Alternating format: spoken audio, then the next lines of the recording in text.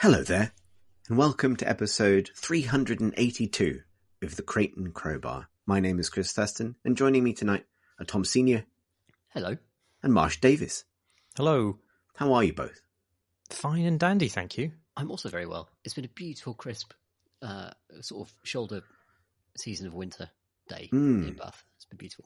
Yeah, we hit October the 1st, and it immediately became fully autumn in a way that I was delighted by. My favourite time of year, I'll be honest.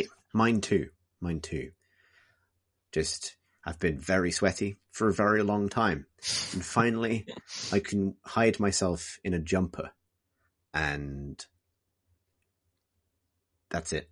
That's all I want, really, is to feel the brisk breeze and cover myself in more and more jackets until I become a kind of festive orb around December time. And come the new year, start slowly shedding my outer jackets until I once again kind of plop back out pink and sweaty into next summer. And so the cycle continues. Sorry, I've skipped ahead to the discussion of the film we want to talk about, I think.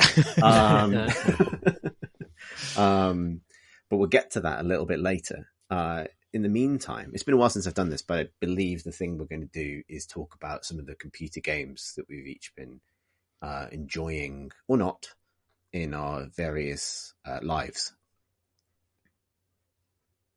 I don't hear any objections to this, so I'll proceed. Marsh? Yes? How are you? I'm good, thank you. I've been playing Sable. Is that the question you were going to ask? Yeah, it was. Yeah, Okay. I realised I already asked it, but you know what? You just carry on, my friend. Thank you. Good, yes. I'm glad that you're interested in what I've been playing. Yeah, Sable's all right, isn't it? Is it? Is it? Well, that's what we're here to determine. Tell us about Sable. What is Sable and where does it go? You are a teen on a coming-of-age vision quest sort of thing, roaming an alien desert planet and doing quests for folks until you decide what kind of teen you're going to be. Whether you're going to be a teen who's into cartography, a teen who's really into climbing, all the kinds of teen. And it's a sort of very low-key, combat-less Breath of the Wild, but with a hover bike. And it captured people's attention first because it has this incredibly striking cel-shaded art style, which is a homage to the great comic artist Moebius. And that just, it's as soon as it was shown, I can't remember where it was debuted, but I remember suddenly the internet was a buzz with people. Was it the Summer Games Fest? I might be wrong about that, but I think it was one of the highlights of one of Jeff's shows. Escapade. Yeah, I think that's years right. ago as well, right? It feels like a long time ago, pre-pandemic, which means a decade ago. Yeah.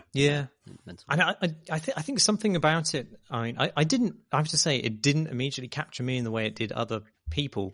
But I think it grew sort of in the imaginations of people in the way that certain games do. Obviously, No Man's Sky is sort of like the text for that kind of demented enthusiasm.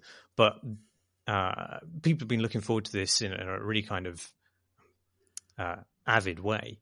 And I think some of the things that are really attractive about it, not only just the art style, but this the aspiration to create this combatless, exploratory experience, which sort of harks back to games like the combat less parts of Shadow of the Colossus, for example, with all its climbing and exploration, and obviously Zelda, but in this alien planet desert setting, which also has this really concerted effort to create a sort of futuristic culture, which doesn't just project Western values onto a quote unquote exotic setting.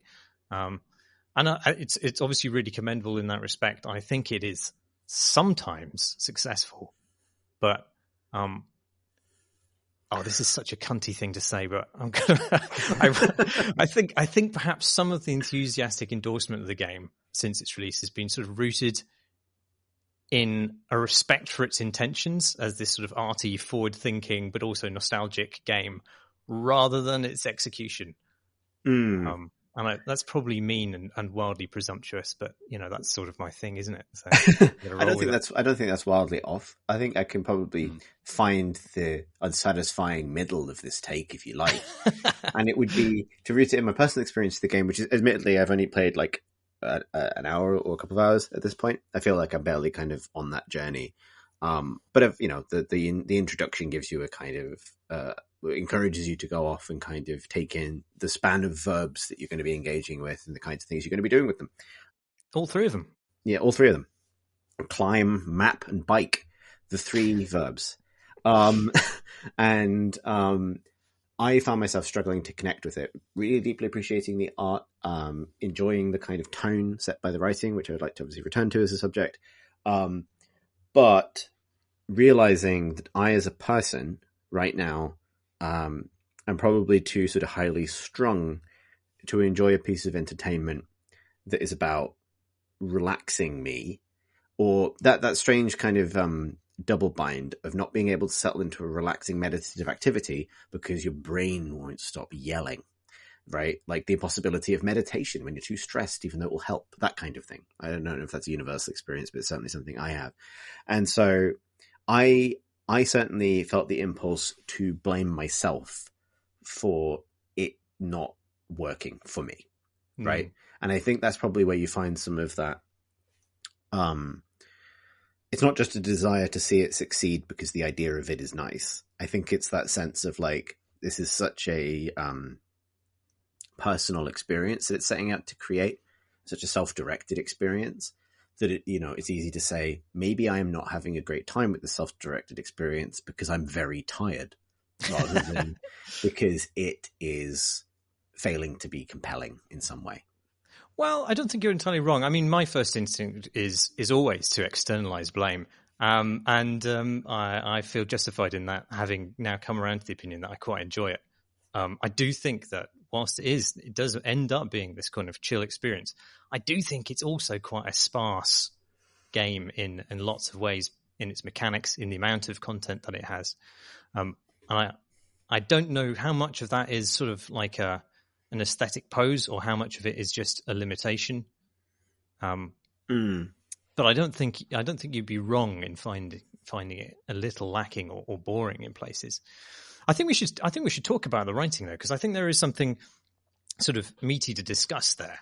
And I should sort of say at the top of this that this is a really minor thing about the writing, and I like the game. I broadly like the writing in it, and I like the aim of it. But just to get into the sort of nitty gritty of how you balance a sense of voice against larger artistic aim, and how you structure and deliver your dialogue in the UI, I think Sable makes choices that are like really worth critiquing in a sort of pedantic and maybe slightly twatty way, which is my natural instinct.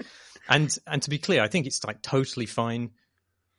So I'm really I'm worried that people will come away from this thinking I'm saying that the game is too woke, which is absolutely not what I'm saying. And I think it's totally fine for your game to embody like progressive values and have the sort of decolonial ambitions of Sable. And in fact, I think it's really cool, and the world of Sable is really refreshing and interesting.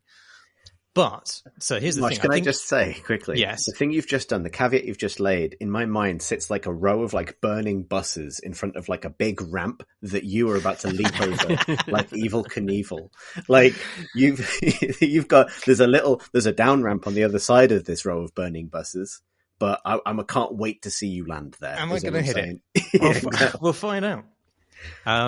So the thing is, I think if your viewpoint character becomes, it doesn't really matter actually about the ambitions of your game. I think if your viewpoint character becomes sort of too declarative, a mouthpiece of you, the writer, and your ideals, then you can pull the player out of the fiction. I think here you've got this. I don't think it's necessarily a problem, but it sort of it poses the question to the player: is this a problem? And that's almost enough.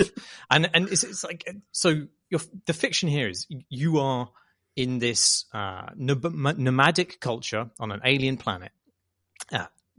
High tech has collapsed back into mysticism, and yet the sort of the voice of the character and the ideals that the character has, which are all very commendable, are those that would be familiar to Twitter circa 2021. And you know, I share those ideals, and that's all fine. But if your character sort of dispenses a paragraph musing about this sort of inter-tribe identity politics, then you might wonder, you might just think, well, like, whose brain am I in? Am I really in the brain of this nomad teen embarking on a vision quest? Or am I in the brain of, you know, somebody, you know, a 20-something narrative designer? I have no idea who the narrative designer is. So who's, like, you know, in touch with the social agenda of the modern moment here on Earth. And it could be either, like, but I think unless you rigorously support it being possible for this nomad teen to have these sorts of ideas, then it poses the question about where is this voice coming from? Is it coming from the character, or is it coming from the author? Is that something? Have I died, by the way? I think we're still sailing through the air. And look, here I come on a trapeze. I kind of get what you mean. I think there are moments in its world building like that. I like that it does. There are positive elements to its world building, and especially in the wordless expression of that world building, like an early character who uses they them pronouns, for example, and that's just sort of unremarked as part of, you know, the way they are written, and it's allowed to stand as such, that I think are successful. I feel like with the moments that you're kind of referring to, I do see what you mean. I think we enter the complicated territory here of there being a benefit to calling out these specific things. However, I do agree, and to making that, you know, text rather than simply subtext. However, I do agree that it's a slightly awkward fit with a game that is so much about you determining the identity of this character for yourself, that when those sort of interjections sort of like come unbidden from that character, it feels like a little bit of an unexpected sidebar.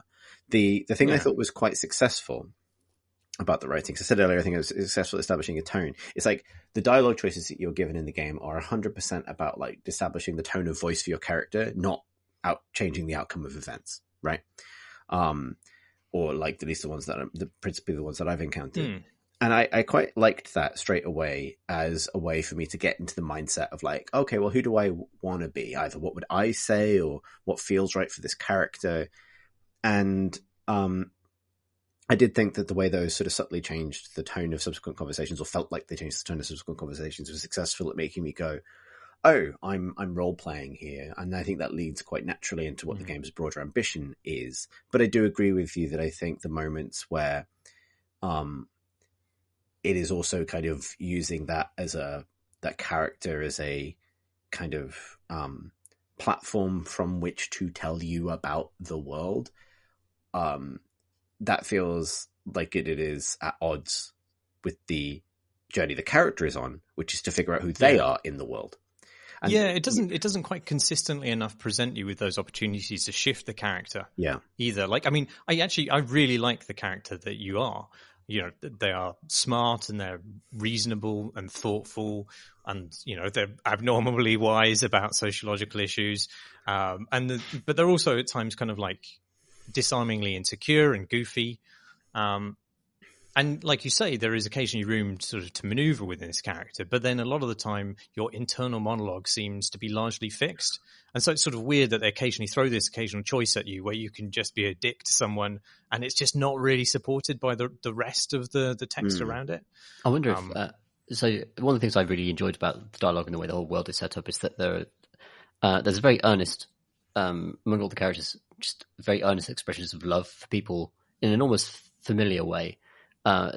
Even though there are, like, the context of the traditional family doesn't really exist in this world.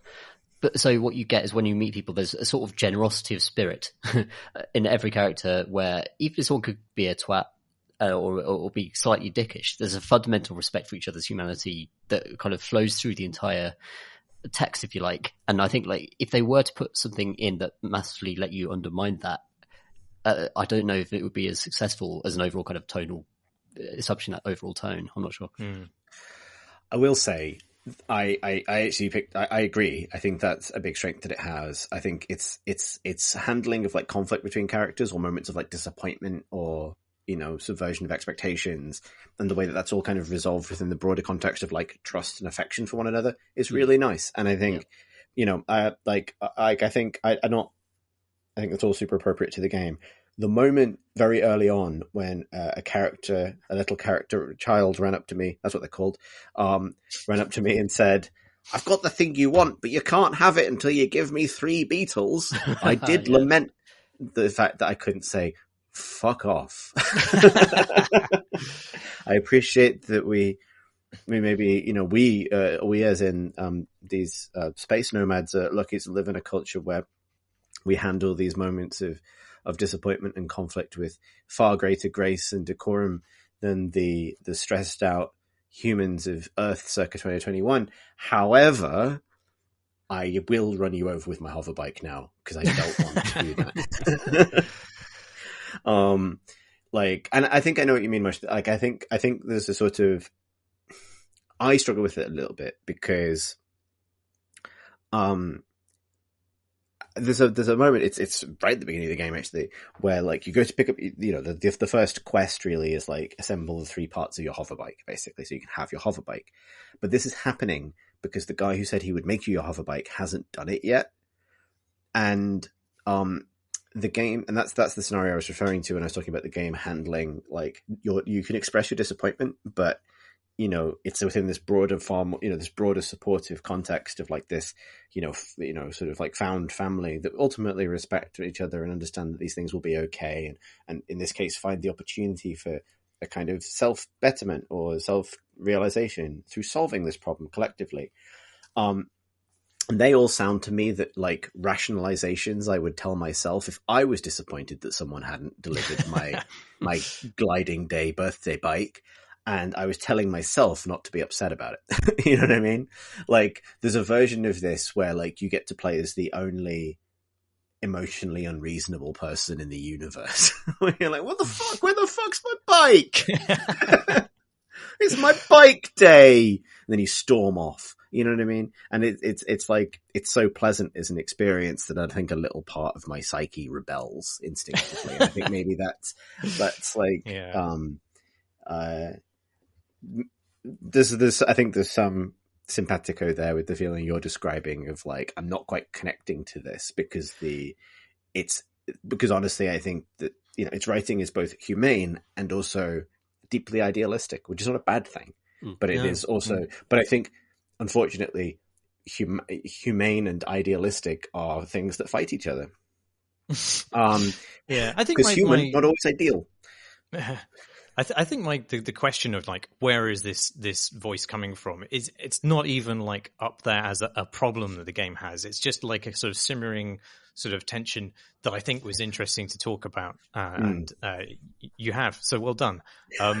The other thing about the writing I think is interesting is that, and I think this is actually less successful overall, is that it does this thing where it divides the dialogue from,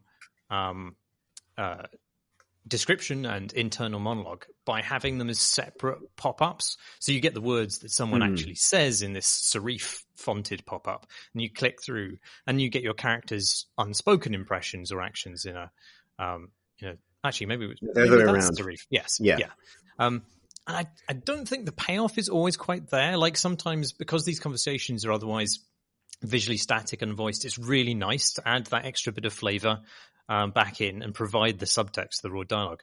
But a lot of the time, it sort of gets in the way a little bit, especially less so now that I'm many hours into the game. But in the early part of the game needs to sort of deliver quite a lot of fairly perfunctory quest or mechanical information, like, collect 3 beetles or whatever. And you're like, I'm here to collect beetles. I don't really care about the guy's kind eyes twinkling, behind their mask or whatever. And it's not really about the quality of what's written, which I think is good. It's just that the fact that they have to sort of attach it to quite mundane mission objectives sort of almost almost makes it feel like a self-important obstacle. Like you get some description and it'll be, oh, I can see in, what's his face shifting movement that he is hesitant, and he places a hand on my shoulder and looks like he's about to speak, but then he turns away, and then you click through and it's like, don't forget to use your compass to set waypoints. It felt to me as though it always was like overcompensating for, quite uninteresting objectives that were mechanically tedious to complete, and that actually, the payoff is that you get this character interaction that's really well written and well observed, and part of the whole seems to be the whole point of the whole game is to get into that headspace with these characters. Whereas the actual kind of mechanical things you're doing in order to further those conversations are, for me, a bit underwhelming, and that's what's kind of led to me not falling in love with the game, I think, and a lot of the kind of more emotional moments not landing for me at all. So, for example, like there's a moment where you ride out of the tutorial area and on your bike, and it looks gorgeous, and there's beautiful music playing.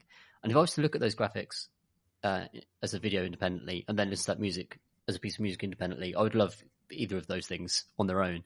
But as a kind of collective experience that I was trying to deliver, for me, it just didn't stick at all. I just felt like I was just driving quite slowly across the landscape without objective or purpose, and knowing that all the jumping and beetle fetching tasks I'd done were unsatisfying and frankly quite irritating, and that there was no further kind of mechanical interest kind of presenting itself to me, like nothing to be excited about in terms of actually, for me, the jumping and the running and the very basic mechanical, the ways you're actually moving through the world, none of those were particularly satisfying or exciting to me. And at that point, I felt like there was kind of a cool visual novel here that had a load of like mechanical dressing that wasn't good enough to kind of get in the way of it. I don't know if that's fair. Yeah. I mean, some of those aspects do improve during the course of the game. For example, your climbing ability becomes enhanced to some degree. It doesn't change the way that you approach things, but at the beginning of the game, they seem to have kind of frustratingly set a lot of the game's environments just at the threshold of, am I actually meant to climb this? Yeah. And they don't necessarily have obviously designed paths, and that leads to frustration. Once you get over that, and many more things become kind of approachable as a climbing objective, the climbing itself doesn't become more interesting, but it takes some of that kind of irritation away. There aren't really that many more kind of mechanical hooks to the game than you explore in the opening. There are sort of puzzle dungeons which have sort of sequence puzzles in them where you need to plug batteries into power sockets to power up pistons, which then throw you over to places where you can plug in other batteries into other sockets. They aren't really the most scintillating of puzzles, but they do feel interactive at least. And the reward from that is sort of like getting like a captain's log describing the events that led to the Space Hulk's crash landing, which sort of gives you some backstory to the world. And that stuff is interesting. It is sort of doled out quite meagerly, I would say. But nonetheless, that's sort of enough to keep you going. And weirdly, beyond the occasional fetch quest, which might involve like a slight puzzle element, like finding the right beetroot to lure a beetle out of a cave or something like this. There's not that much else, but there is one quest line where you do sort of detective work. Like it becomes an information game. You go around and you interrogate various different people in the city, and you figure out by yourself, you piece together what has happened. There's an event which has set the city aroar, and you are brought in. You're sort of rather you lend your aid as an outsider to kind of unpick the pieces, and that sort of interaction is not foreshadowed at all by any previous interaction you've had in the game. And as far as I know, it's never explored a game. It's just it's weird, but I tell you what, reading the reviews of Far Cry 6 today, it actually made me feel really grateful for that sort of weird asymmetry that Sable has, where, I went to 5 other sort of settlements before I found this city where that sort of information game occurs, and there was very little to do in those 5 other places. And then suddenly you stumble across this city, and there's a bunch of interesting, completely unique elements there, and that's just so much more interesting to me than going to a city and expecting it to have the 3 different quests, each which represents one of the tentpole mechanisms of the game. There's you can pick the racing quest up from here, or there's an assassination quest. And the fact that this game eschews that kind of litter the map with open world quest iconography sort of style game ended up being quite a delight to me, and it made the fact that quest occurred in that city feels so much more special and rooted in that place than it would have been if that was like just a generic set of interactions which could be applied to lots of different circumstances elsewhere. Yeah, I think there's an organic feeling to that, right? So, talking about this, because I was thinking about the role of writing in the game, and I think it does have. I think there's one stylistic thing that doesn't work for me, which is that serif font that is used for the narration functionally is also accompanied by like a typewriter sound, and it creates this sense that the things that you're encountering or the experiences are being inscribed in a book somewhere, in an experience where I don't really feel like that's the case, at least in the because of how freeform and undirected it is otherwise, right? Like it doesn't feel like you're uncovering the story of a novel or something like that as other games might. It feels like you are, or at least it wouldn't necessarily be a novel that would make a ton of, I don't know, you could write that novel, I think. I climbed, and then I fell down again. And then I found a beetle, and then I rode my bicycle.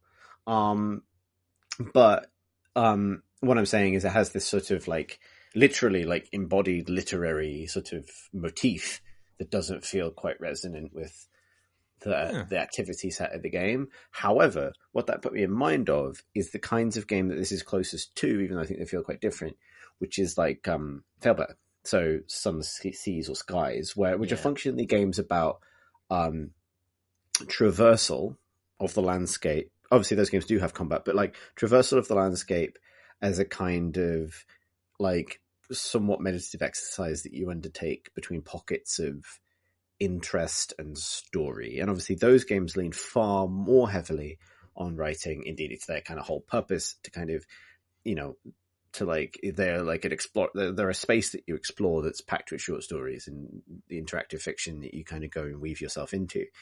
And I think they have their own issues. They have their own, struggles occasionally with pacing or repetition that come from trying to marry those things. But I think that, they're broadly successful, as I think this probably is as well. But I think maybe it's slightly uncomfortably balanced, where there may be a version of this that leans far harder on the writing, where it is a game very much about those interactive conversations and those sort of fiction moments and the way the characters are written, and the biking is the thing you do to kind of soak in the world while you're traveling between those things.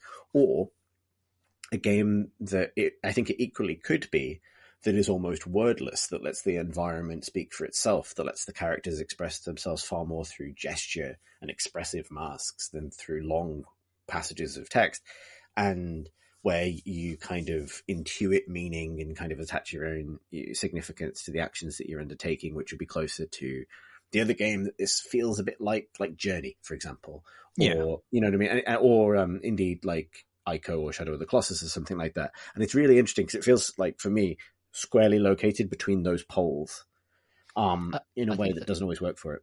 I think that the Banner Saga is super good at nailing the in between. That I think like that's, for me, is a satisfying midpoint for meaningful conversations and actual really plot-driven story progression over the course of 3 games, with also an interesting turn-based combat system that pops in every now and then, and also these beautiful sequences of travel, where you just watch the travel happening, and that is how you kind of a lot of the aesthetics and the whole.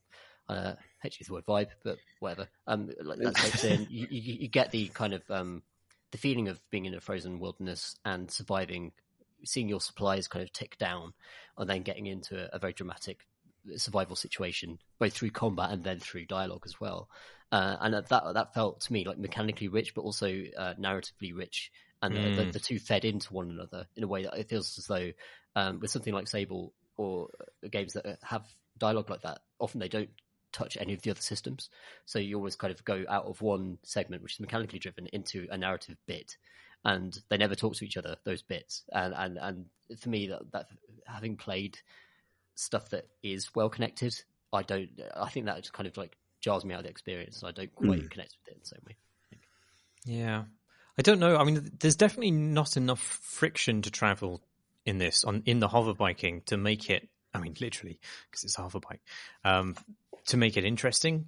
But at the same time, I don't know that I would want to connect that to some sort of more substantial system, like, oh, you need to accrue supplies in order to get from point A to point B or something like that. I think that would end up sort of just bogging it down further. Yeah. But I think you're right that there could be something else here which enlivens it and ties it together.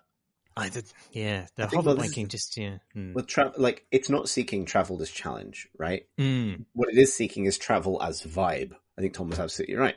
Yeah. And I think that's just such an ephemeral quality. Like I've done a lot of traveling in the last couple of weeks, a bizarre amount after such a long and kind of housebound couple of years. I've been on a bus, a car, a boat, a train, a helicopter, a plane, and at one point, very briefly, an electric scooter, which is more... Wow. I know, thank you. Like, that is, just an incredible number of vehicles to have briefly been on. The electric scooter, I definitely cheated. I realized I was heading for some kind of personal recent vehicles bin on record, and was walking through Bristol where they have these little electric scooters that are like, you unlock with an app, and I pretended that I was trying to unlock one with my phone. I don't have the app, just so I could stand on it for a little bit, look frustrated, and then move on, which is a normal thing to do, but I can say I was on that scooter, so it's fine. But the point I'm making is, I've had both experiences lately of like having these moments where you get on the train and you're like rolling off across the countryside and it's beautiful out, and I personally at least find travel very resonant and very kind of moving, pun not intended, when it kind of hits. And sometimes you are just on a train and you would like to go home, and I think there's the differentiating factor is how receptive you are to that experience, which brings me back to this issue I keep having with Sable, where I find myself very going like, wow, this is the beauty. The art is beautiful. I love the dust and sand plumes being kicked up by my hover bike. I feel like I should be having a feeling, but I'm not. Yeah, I think the art style works against it here, because whilst those images might be beautiful in like a single double page spread that you look at and then you move past, when you're in them for long periods of time, I mean, in a literal sense, there isn't enough texture to keep your attention, and they are deserts, so there's not a lot going on.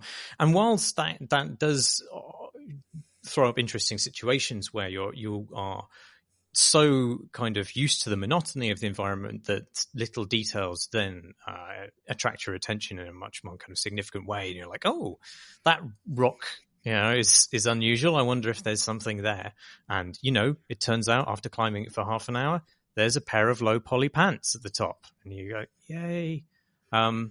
But I think that is the advantage of having the travel, is that it does kind of lead you astray, and the game doesn't ever kind of signpost a lot of the sort of things that you can do there.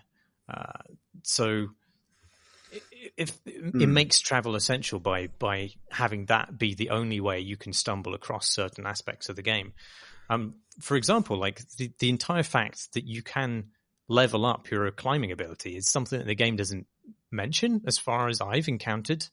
And you just have to stumble across a particular place where a particular resource that you have no reason to believe would be associated with your ability to climb suddenly becomes useful.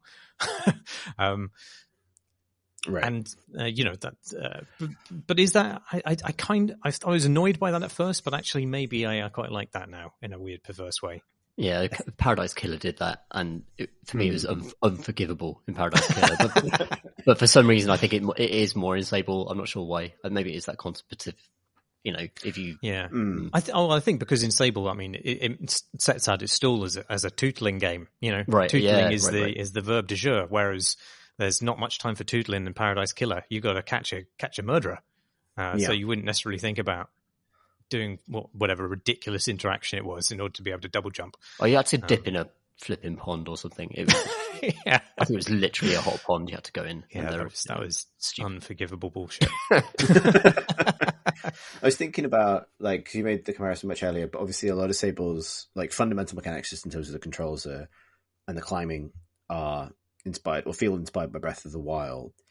And I think, talking about that game, the thing that is different, though, I think, is the massive breadth of mechanics and activities, sandbox dynamism. and things to discover at landscapes. Because it's not like Breath of the Wild has a million enemy types or something like that, or it's just got a lot of careful variety in its landscapes, and your tool set for travel interacts with basic things like physics in an interesting way. In fact, I think Breath of the Wild, for me, had its ups and downs as a travel game, because at times where you get like a huge horse and you can just go wherever you like for a bit, I have that anxiety of skipping stuff because I can feel the content whizzing past me, basically. And that's a different kind of anxiety to Sable's, which is that sense of like, I've got to be okay with the amount of stuff that's here, because there's not much, but it is pretty. You know what I mean? Like that feeling that like, I'm not going to miss anything. I might just consume this or itemize it down to a handful of things in my brain too soon before I have a chance to fully vibe. Yeah, I think the point of the game, though, is to try and break down that instinct to itemize content, because in the way that it is so asymmetric, in the way it's distributed, in the way that it actually makes secret things that would normally be kind of highlight content. The fact that you can just stumble across something that would be, a Communal Garden tomb puzzle in a Tomb Raider game, and it's just a complete one-off. There's no reason that you should visit that place, and you've just discovered something about the world. I think it's attempting to sort of, go against the grain of these things, of seeing them as mechanisms that can be compartmentalized into different categories. The idea that it's got these back of the box bullet point mechanics, like it's sort of trying to undermine that, I think, a little bit.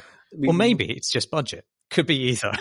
We just return to the same point of, I'm not vibing, whose fault is this? Yeah. Is it mine? Is it the fault of budget? Is it the fault of yeah, exactly. It's tough. It's tough. I tell you what, one thing I really do love about it, though, is the sound design. I think it's just absolutely superb noises. Really good. I mean, it has some kind of ex-diegetic music, which is really nice, but just the ambience of stuff is really great. I have this outfit, which has a big rucksack on its back with a bunch of crystals in it. And I've made my stance on giant crystals in science fiction very clear on this podcast in the past. But despite that, like just the sound of the rucksack's content jingling as you run is just really delightful. It's like it's like a really wet bell. It may be the wettest bells I've ever tinkled. What does a wet bell sound like? Delicious. That's what it sounds like. That's what I can imagine it in my head, and yeah, it sounds awesome. I can't. Am I having some like issue with like aphantasia here? Like, is it like, imagine a dry jangle, but smooth. Okay. But sploshy. Oh. Like a sploshy sounding. It's almost like a mixture of a splosh. And those bells that look like a bunch of grapes? Yes. It's like a mixture of a splosh and one of those. It's really wet. It's a wet bell, Chris. That sounds delicious. You've got to tinkle that wet bell, mate. I've got to keep going with this game so I can jingle. Great. Well, we got to the bottom of it eventually. Good analysis, chaps. I think just to give you an update, I think your little bike kept just going up into the sky on this particular jump. And never to land. To jingle wetly in the firmament. Vanishing into the sun like Team Rocket, but with a faint jingle jangle. Yeah, indeed. Well, what have you been playing, Meowth? Is that me? Am I Meowth? Yeah, sorry. You just made me Meowth, like just that. It was needlessly mean, and you just went right there, and I accept it. I've been I've been playing a few things actually. I think let's just talk very briefly about Diablo 2 Resurrected. Let's do it. That apparently I've talked about Diablo, I don't know, God knows how many hours, Diablo 3, Diablo 2, various things on the podcast. I thought I would give this a thumbs up as a remaster that, unlike Warcraft 3, didn't ruin a load of the fundamentals that inevitably would irritate long-term fans of the thing. And the sort of like visual upgrade, audio-visual upgrade is received, I think I don't know what more you could ask for, really. It's just, it looks gorgeous on my like 4K telly with the PS4. It looks great on my PC, and crucially, cross progression. You can save it to on one thing, pick it up on another thing, and I think this is like quite a privileged thing to be very pleased with. Which I think, like, for game journalists, former game journalists, games media people, it just seems like an incredible thing, because they've had to do that a lot and been frustrated by that lack of thing. But I think as consoles become kind of media hubs for the front room, the ability to pick that up and take it to perhaps to a PC, and I'm not sure this works with Diablo Resurrected actually, but perhaps take it to the Switch or something else, or another device you have, or even like a phone or something. I think this is kind of a future that was envisioned long ago by executives high up in various people creating consoles. Still hasn't quite materialized, and that I utterly resented at the time. But now, in the kind of 21st century, I have a bunch of devices, universe I live in my particular world. I think I do value that enormously, the ability to sort of pick up a game and have it not be tied to a particular platform. And there's a weird freedom to that, not just because I own loads of the platforms, but it's because I could own any one of those platforms and have this experience. And I think that's pretty cool. You make one game and then everyone gets to potentially experience it. I think Diablo is simple enough in its interactions, and you could tap it on the screen, on a touch screen, and it will work. And you don't need a mouse really. And actually, like Blizzard has solved a lot of the kind of interface problems with action RPGs. I think with Diablo 3, that's been retroactively applied to Diablo 2 Resurrected. That on the PS4 it feels great too. The menus are still quite clunky in terms of actually getting equipment onto your character and seeing and comparing kit and gear, but in terms of actually moving around and shooting spells off and doing the fun stuff that you could just do to enjoy a typical playthrough or a bit of a grind, I think it's really solid. And I think for all those reasons, it's actually a nice upgrade, even though I think the design of the thing feels, to me, the pacing of the game feels extremely sluggish, particularly in the way that the characters develop each of the classes. I've played like 3 or 4 of them, just going in and getting to level 6. Level 6 is a big kind of milestone in Diablo 2, because that's where you start to get your area of effect abilities for a lot of characters. And there are characters that are designed for co-op or multiplayer, and they just kind of fail to shine unless you have a group, and the game never tells you that really. So like the druid has loads of auras, loads of spirits and sprites that can actually, the I think it's called the paladin also has loads of auras and things that are designed to empower a group. And if you kind of look at the character select screen, you say, oh, that's a cool knight, I'll pick him. As a solo experience, I feel as though it could do a lot more to be like, have an explicit line that says, play this guy if you want to play solo. Hey, play the sorceress and just pick ice magic until level 6, and then do what you want. Which is done because, like, actually, perhaps you want to redesign the game so it's not like that. But if you're doing this kind of weird nostalgic resurrection thing, you almost kind of, I think, want to be as faithful as possible, while also setting expectations for modern players as to what is about to happen if you pick a thing. Because those games from that era just aren't very forgiving if you pick a wrong thing, or you pick a wrong, the path of the skill tree. That actually, if you choose to play a certain way, perhaps solo, perhaps in multiplayer, that might actually kind of make for a much more frustrating experience. And there's no way you could possibly tell at all by looking at the game. For me, this is a perennial problem with loads of RPGs, where one of the most difficult things is to flag what skills are going to do for your character in terms of actual playstyle and what you're actually literally moment to moment going to be doing with that character into the mid game and late game. So if I pick a wizard, basically a lot of games are just like, they might show you like a split-second video or a kind of a character, as in Diablo 2, where they take a stance and do a cool thing. And you're like, here's the fantasy, here's the visual fantasy of what's going to happen. But actually, the mechanical fantasy is never explained until you've put 10 hours into the game. And then there's a significant likelihood you've been let down, and now you're just bored and stuck. And you've paid money for a thing that's really irritating, when they're actually like, there are good experiences in the game for you to find, but the game never tells you what they are. Because like there isn't like almost 2 sentences at the start that says, amazing for solo players if you want to decimate hordes with lightning power in hell further down the line, this will let you do this. Why not just say that?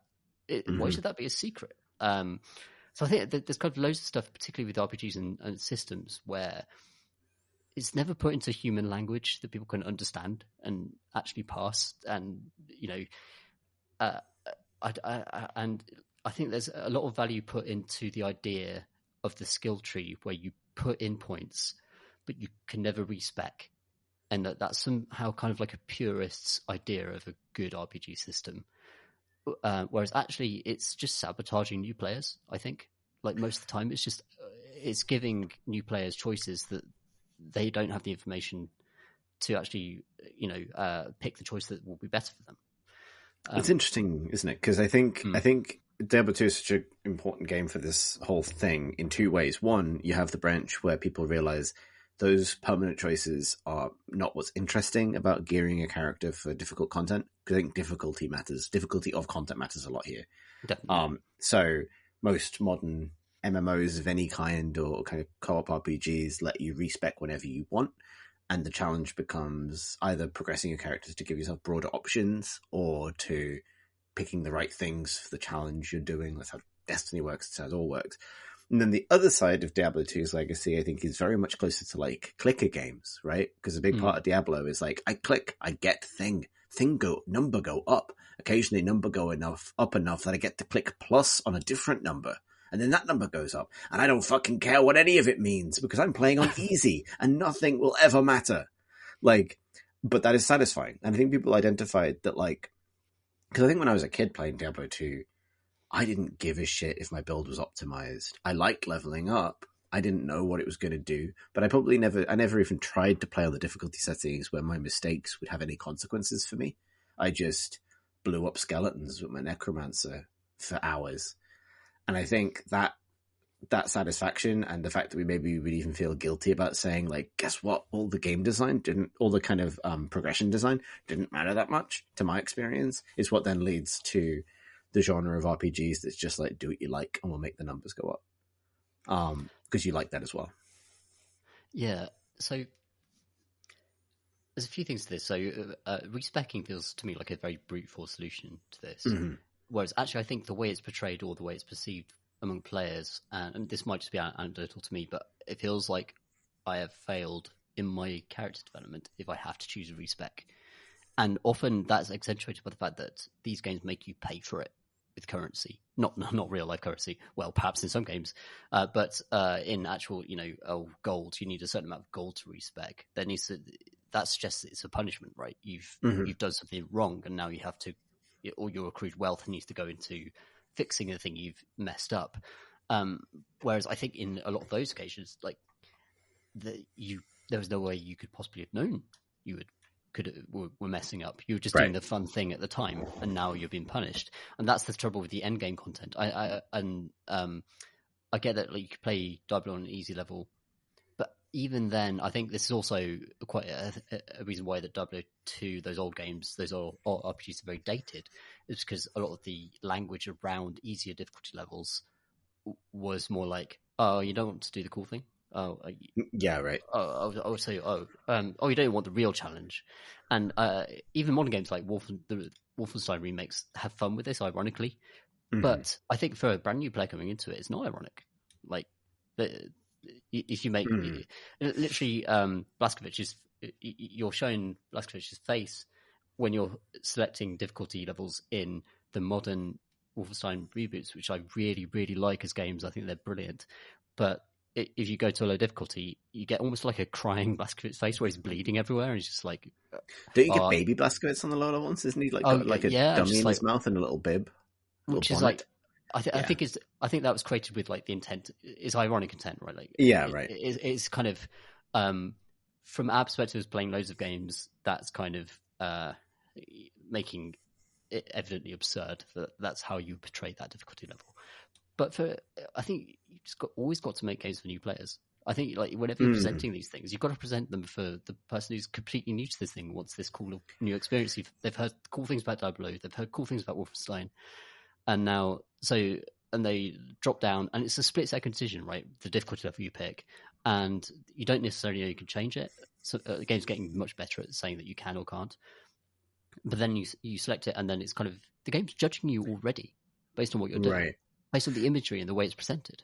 And I think when you maintain the aesthetic of those old games, or even just ironically comment on them, you still do a disservice to new players, because you kind of actually playing those games on easy is obviously completely fine, and you get to see as much of the game as you want to on that level. And I don't know. Does that make sense? Yeah, it does. And I think what's something that's interesting, because the question that occurred to me was, I agree with you. Always make games as if they're someone's first game to some extent. However, I was like, do you make Diablo 2 remastered as if it's someone's first game? It's got that package, right? Yeah. And because there's that sense of like, and then what are your obligations? Is your obligation to offer a wholly authentic experience of what, Diablo 2 was like, so that people who missed it at the time get to have that authentic experience?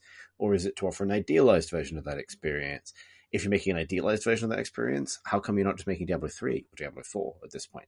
And I think the answer is you don't change the fundamental systems. You respect what they were, you leave them as they are. And you said it earlier, but what you'd probably do is, as part of that remastering, maybe even optionally, provide some of the commentary that a new player needs in order to appreciate what they're seeing. Because I think, there's, I'm trying to imagine the person whose first Diablo game ever is Diablo 2 remastered, right? Rather than jumping into Diablo 3 or any other action RPG, or Titan Quest or something like that. And I think, not Titan Quest, what do I mean? Path of Exile. And I think it would have to be out of kind of historical curiosity, right?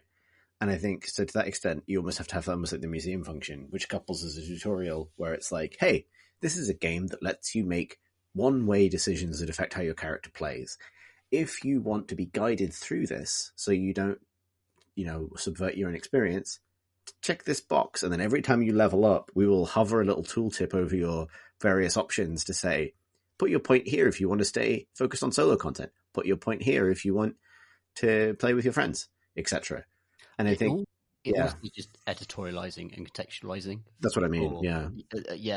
I know how you do that moment to moment. I think that's kind of a good idea. Actually, having those tooltips pop up and say, and there are ways to deliver that tone and be like, "Hey, this is great for this," but without saying this is. The chronic problem with these is that this is the weak option, or this is the strong. Yeah, this one's a mistake. this is just the original designers messed this one the hell up, and you're never going to use Fireball past level 10 or whatever, and perhaps probably should say that, I'd be honest, but you'd say you'd phrase it as, if you want a real challenge, this is a difficult one to make work, you need to get some gear to make the Fireball, the lightning, whatever kind of variance, shrink the variance with certain items that I don't know. There are ways to do it. It feels like, and I think just sort of leaving it out in the wild.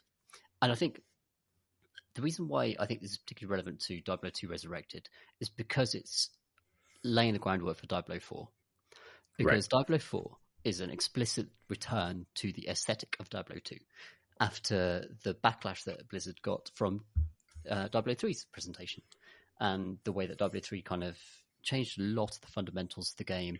And obviously there was the whole market thing they tried to do with it, which is obviously a disaster. Which would basically, what if NFTs, but somehow like... Again, a lot even worse. Execs just kind of predicting the future and trying to make it work before it. People are going to want to make money from this somehow, some way. If we enable that, it wasn't and take that. a cut, then It wasn't that. No, they missed that. They missed the mark enormously, and the turnaround, by the way, on that. This is probably for another episode, but it's extraordinary. It was such a fundamental part of the entire game's itemization for them to just sort of like take it out. It is an absolutely mammoth task, and I can't believe they did it. I like the game as well, especially where it is now with Reaper of Souls. I think it's a really cool little action RPG, but that's besides the point. I think it's kind of like an onboarding versus nostalgia problem. And the reason why it's relevant now is because I think there might actually be kind of ultimate pre-order rewards for Diablo 4 if you play Diablo 2. I need to check that, but it feels like the sort of thing Blizzard would do. Right. Or at least the release of this is a way of kind of re-establishing the Diablo fan base in preparation for Diablo 4. Whereas Diablo 4 may have a lot of the kind of gritty aesthetic of Diablo 2, but will it repeat the design? I'm just going to say mistakes of the original. No game is perfect. There are like paths you can take through Diablo 2 that are deeply unsatisfying and irritating and result in you can make a terrible assassin character. You can just have just a terrible trap assassin character that doesn't do anything. It can kill an individual boss in seconds, but it can't face swarms. There's stuff like that in the game, and there's stuff like that in Diablo 3 as well, with like certain barbarian builds. There's a point where there's a skill for barbarian, which was Whirlwind, which is a classic one. And Whirlwind was just incredible at high levels, but it was the most boring way to play. Just held down the 2 key, and your guy span around, and if you had the right optimization, everything around him died, and you do that for hours to grind content in the right parts of the game. It's like, is this what we want? Is this what we want for this? Actually, a game series I deeply love, and I've had amazing times with, especially with friends, going through one dungeon runs and stuff. But I don't know. That one is another classic case of whose fault is this? Like, you know what I mean? Like, I've spent the last 3 hours holding 2. Whose fault is this? You're not wrong, but I know I've done it in Destiny. No, exactly. I've done it in games, and maybe it is BioWare. Actually, don't just if you're going to a bad experience, but you're getting progression, perhaps analyze for a moment. No one is making you spin your barbarian, is what we're saying. Oh no, they're not. But you kind of have to, right? There's the sunk cost fallacy as well, where if you put so many hours into this character already, you want to get them to the very top, and the only viable way at the very high difficulty level is to do this stupid spinning thing. You might well do it. I don't know. You're right, though. Yeah. That's not necessarily the game designer's fault at that point. Anyway, I feel like I've rambled a lot there. No. It's. I think you are the resident person whose opinions on Diablo need to be heard. Yeah, and also I'm very happy to be turbo criticised by.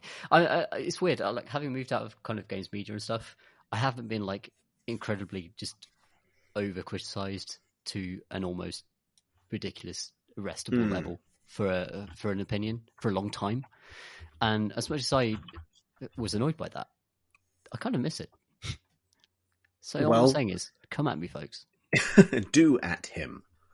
Do at me now. Determine whose fault it is for yourself, but make sure it's Tom. I suppose I should talk about what I've been playing. Perhaps. Absolutely. Marsh? Sounds like a plan. Oh, good. Sorry, I might have killed you with Diablo talk there for 20 minutes. I apologise. I don't know how many takes I have on this because I'm sure I'll return to it. But as of today, I've been playing a bit of Battlefield 2042. Ooh, the open beta just started. Yeah, I got excited as well, partly because of that excellent trailer. They have put out this open beta, which is one map from its 128-player conquest mode, which is the traditional Battlefield capture point takeover map, big war mode.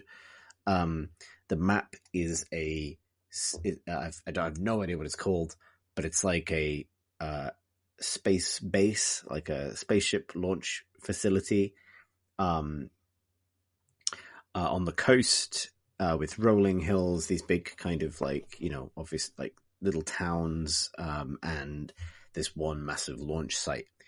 And I'm really enjoying it so far. It's a really, like, the trailer promised effectively like this mix of every other Battlefield experience, and I think it is playing heavily into nostalgia for what that game, particularly Battlefield 3, was, while definitely having these cameo appearances from more or less every feature I can remember in the series. So, like, first and foremost, for me, it's definitely succeeded at the thing that Battlefield has always been out and out best at, which is the sense of scale. And, like, even though you traverse the map quite quickly in your helicopter or whatever, the sense of place when you're on the ground is, really substantial. There's a million things that go into that. The sound design is amazing. Like, just things like coming down from, like, over a hill and then under a tree canopy, the sound profile changes. You hear more birds. You kind of like if it wasn't so loud all the time, you would definitely have more time to appreciate just how much work goes into making all those environments feel super distinct. It has a bunch of the building and sort of subtle terrain deformation stuff that was in a bunch of the games, including Bad Company, I believe. So you're seeing the impact of shells hitting buildings and the environment, not to the extent of bringing whole parts of the, level down or anything like that, but enough that it has that sense of kind of like impact and the significance of things happening. You have the weather can change dramatically, like having played the map a couple of times. Sometimes it is sunny, sometimes it is raining. The rain looks and sounds amazing. Like, when it starts raining and you're in a vehicle, like, the interior ambience of the vehicle changes in a way that is, like, spot on. All of this stuff, like, DICE have always been good at this. They applied this to Battlefront as well for Star Wars. Like, it just, that sense of being present in this big action sandbox is very, very impressive. It has then some of the Battlefield 4 stuff, like these big level changing moments of spectacle, like a huge tornado that sets down in the middle of the map and starts tearing things up and completely changing the kind of landscape of play. It has about halfway through the match, or like towards the end of the match, I'm not sure exactly what the trigger is, the rocket takes off. Like, what starts at the beginning of the map as this big kind of like enclosed rocket box, I guess, the rocket box kind of skyscraper sized rocket box, like, unfolds to reveal the rocket, and then the rocket, like, eventually at one point takes off, and like there's a whole like massive area beneath the rocket, these kind of like sort of big blast zones that you could have a tank battle in. They're so big that will just get flooded with fire and smoke as a whole part of the map kind of gets kind of engulfed in smoke. The rocket takes off and moves into the sky. Cool. Can you get on the rocket? You someone's done it. You can climb on top of the rocket. You die eventually, but yeah, you can. But then the other thing is, I think if because it's like the US versus the Russians, and I think if the Russians hold the rocket facility when it tries to launch, it explodes instead, and that has a completely different effect. Like, this massive explosion, like rocket parts flailing across the map. It's genuine, like, big trailer moments of the game, basically. And then within that, you have kind of Battlefield itself, which is, I think, I've always felt that Battlefield is like two games. There's the game that people get good at, where they know how to win a game of Battlefield, which for me feels like often this, I feel like in a game of Battlefield, I play for the 40 minutes it takes for the map to end, or the half an hour. It feels like ages. And I go on like my series of little adventures, and maybe we win and maybe we lose. And occasionally I've played a Battlefield game enough to know how to thread my little adventures together in such a way that they help anyone at any time. Otherwise, you must be the only Battlefield player. I don't think so, because the impression I get from playing Battlefield is that everyone else in the world is 4 times better at Battlefield than me. And I play like a lot of shooters, like all the time. Like, shooters is the main genre I play, really, if you factor in like Destiny and things. And I feel rubbish at Battlefield constantly. Like, it is a game, and so there's like, and sometimes I feel like sort of the grand strategy of it is kind of beyond me. But what I do get are these little sort of action moments, and I've had a bunch of them already, like racing across the hills in a sort of 2-person recon vehicle, manning the minigun on top, getting into like car chases, and then crashing into the front of a tank and praying it doesn't see us because its turret is facing the other way. And we hope the driver is distracted, only to find out lethally that he wasn't. And he could, in fact, see us, and we were about to die. To crawling on my belly through the undergrowth and getting out my character's little drone that has an EMP on it, and using that EMP to shoot a hind helicopter whose distracted pilot then crashed directly into the side of a building and exploded. Like these little things that happen in these games, and they've built marketing material around this premise that your experience in a Battlefield game is just about kind of garnering these little adventures with your mates. And I think that it's really promising. I'm glad I pre-ordered it. I'm looking forward to getting that. I do struggle, I think, but I appreciate it's super early days, to climb above that to the point where my kind of actions in the game feel a bit more intentional and like I'm changing the overall outcome of this otherwise. It's that tension between is this a competitive experience, or is this using the framework of a competitive experience to tee up a bunch of individually cool explosions, basically. Right, yeah. I mean, that's always been my experience of Battlefield. Admittedly, I haven't played many of the recent ones. I haven't played the Star Wars Battlefield games, but they've always been great generators for moment-to-moment chaos. And really only nominally in a match-based scenario. I don't remember ever feeling any kind of way at all about how a match concluded or whether we won or lost. That seems almost by the by to what was happening in the moment. And my experience of other Battlefield players is that they similarly do not care, because they will almost never pursue objectives in a way which would further any kind of strategic goal, but simply, play in a way which indulges their own ghillie-suited sniping fantasies, which is fine. That's fine. I'll drop a plane on them. That's okay. But does this do a better job of kind of threading those things together into a larger kind of strategic goal? They've definitely made changes, and I can talk to what they are, because it's too early for me to say, yes, this has succeeded. What I can see is they have done some things, and let's see what it all means. So they have seemingly loosened up the kind of class system quite significantly. So you still have a class, but you pick it's strange. You pick a character now. The old classes are now named characters, as if this were basically any game in the modern era that has operators or heroes or champions or that kind of thing. They're all people who are in the army, but this has the strange effect of meaning that both sets of characters, I think, are on both sides. So while you are playing as the Americans, for example, all of the characters are from all sorts of different parts of the world, so it has this kind of Team Rainbow feeling of I guess we're the American army, but I guess we're also just people who are in armies. But the Russian side is exactly the same. Your kind of commander voiceover, "We are losing the game" type guy will be speaking with a Russian accent, but everyone else is just whoever from wherever, which again feels kind of odd. But nonetheless, you have all this freedom to customize your loadout far more than previous. So you can be the sniper character, but that basically just means you get the drone. And, you can run around with a sniper rifle and be a medic if you want, or take a close quarters weapon on the sniper or whatever. And then each of them have access to some things that are specifically theirs, like the drone or the defibrillator, or in the case of the assault class now, the grappling hook, which creates some very silly additional battlefield spectacle. People kind of pulling themselves up to helicopters. I was trying to land a huge VTOL in a base, and an enemy soldier grappled onto the wing of my VTOL, and I managed to spin the VTOL such that the physics caused him to slingshot around and then just fly off into the wilderness, like a Toro Bash fight. Yeah, exactly. I was whoop, and I sort of whipped him past me, and he was just gone. And I was okay, that was his little battlefield moment. But you have all this additional freedom to pick your weapon and kind of customize that stuff. I think that's probably good for making sure that you can mix and match play styles with the needed classes in a more interesting way. One of the big new features is the actual gun customization, what scope do I want? What clip do I want? What barrel do I want? Is no longer a pre-game or mid-game loadout menu thing. You literally press T at any time while you're running around.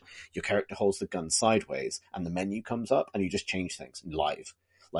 You can, be running across a hill, switch your assault rifle into a kind of single shot 4 times scope, sort of marksman rifle mode, get to the little town you're planning to infiltrate, switch it into, with a red dot sight, and now you're ready for like close quarters. And that feels like quite cool, actually. I think Crysis did that. Yeah, it does feel like Crysis, actually. Yeah. But actually, I've not seen it in many multiplayer shooters actually got to put that into live multiplayer action. That's kind of neat. It is neat. I think in the beta you have like every option unlocked, so I think initially it's a bit overwhelming. But I think it all kind of come together, particularly as or maybe it's always like that. I'm not quite sure. But those things feel like they're intended to kind of encourage you to be constantly making decisions about how you're going to approach given situations. And I think they've also made some changes to the structure of the map, so it's not just like point B is over here, point D is over there. Like there are sectors, and the sectors have the letter assigned to them. So this is Sector A or Sector B, and the sector may have one or more capture points within it, and control of the whole sector, I think, is what matters.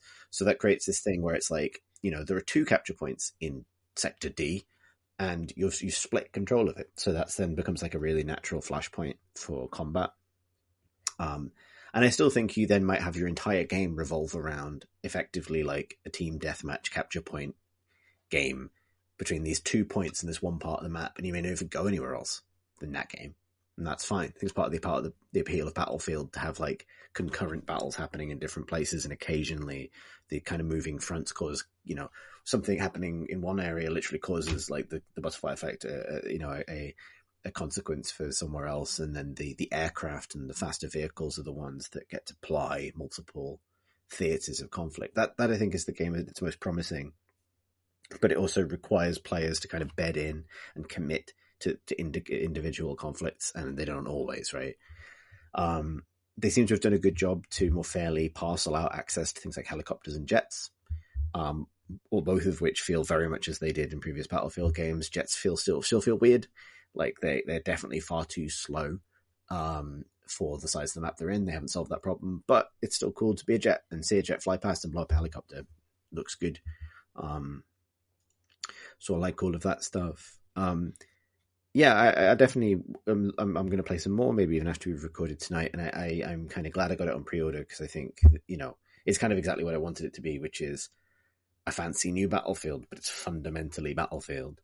I do want to say one thing about it before I stop talking about it, which is, I don't think it's the first Battlefield game to do this, but they have definitely democratized resurrection. Right, when you die now, when you get killed, you are downed, and anyone can revive you. It's just that medics or people with defibrillators do it faster, or instantaneously, rather than the old thing of like, no one wants to play a medic, but the team desperately needs them. But in a game that is otherwise like full of like some pretty high fidelity spectacle, the animation for being downed is, I think, unintentionally funny. Where basically it doesn't matter how brutally you were kind of taken out, blown up with a grenade, or you might ragdoll for a bit and roll across the ground, or you were shot in the head by some dude, or a helicopter strafed you, or a tank fell on you, or whatever it was. Your character will then roll around limply and pathetically on their back from side to side, sort of grasping futilely in the air, and the experience of walking into a room where a gunfight has just taken place with casualties on both sides is a bit like being a really unprofessional, like being like a parent walking back into a creche to discover that all of the toddlers have fallen over and they're all crying, and you're like, oh fuck, what do I do now? Because I think it's supposed to be desperate, and the characters do scream like, don't let me die, help. But the gesture and the pose is far more like, mother, I have fallen, mother, help. There are 2 solutions, perhaps to like previous Battlefield games, the last 2, where they can either beef up the animations or just draw an outline over every suffering individual who is dying on the battlefield using a shader. And it feels like they've gone for the more question mark immersive option. Yeah, on those two. there's just a lot of like, I mean, people will hold space to respawn immediately, and also when you do that, your character just dies. So they go from this pose of like, oh mother, Quentin ate all of my birthday cake, to and just like falling asleep. And then they get a quote about how war is horrible. And they respawn that in a is tank, that and that they're at like, least is yeah. gone. Yeah, Good. I was wondering actually, like how personally, like one of the things I missed about Battlefield 3 and 4 is that I think the sort of speculative, slightly future modern era of warfare is a good place for it to be, and this is a return to that after the last few. Yes. So I wondered, like, how that kind of does that feel? Is that more interesting? It definitely. I think it is the thing that helps it feel more like kind of the last couple of Battlefields I connected to. It's interesting because obviously it's set in 2042, but it feels like they've had their pick of like, we're going to take all of the vehicles that you want from the modern era, and we're going to make them all a little bit Clancy, a little bit fancy, a little bit Clancy. Like this is like a Super Hind versus a Mega Apache versus a F-35 Turbo Ultimate Edition, or whatever. And, but it's all very familiar, but it's got enough of that like future thing so that you get the cool robot dog or the, like the Boston Dynamics battle dog, or like I say, the EMP drone, and all these, like, you get like these like little, scanner grenades that you can throw into a room to ping everyone who's inside it. And these little touches that definitely, I think, help give you a variety of ways to interact with the world that weren't necessarily present in the World War I game, for example, which had to strip things back, but that had its own benefits. And the obviously the thing about 2042 is through the portal mode, you can play in World War II mode if you want. Oh, so because they're doing that as well, which is crazy. So, yeah. I think, but it does feel. I think that's one of the things that feels comfortingly familiar in a way, is like, and one of the things that roots it so much in that experience of playing like Battlefield 2 specifically as a teenager is that return to a kind of quasi-modern era. One thing is like, I don't know how, because it doesn't have a single player and there doesn't appear to be much of a, like a story, which I'm glad of.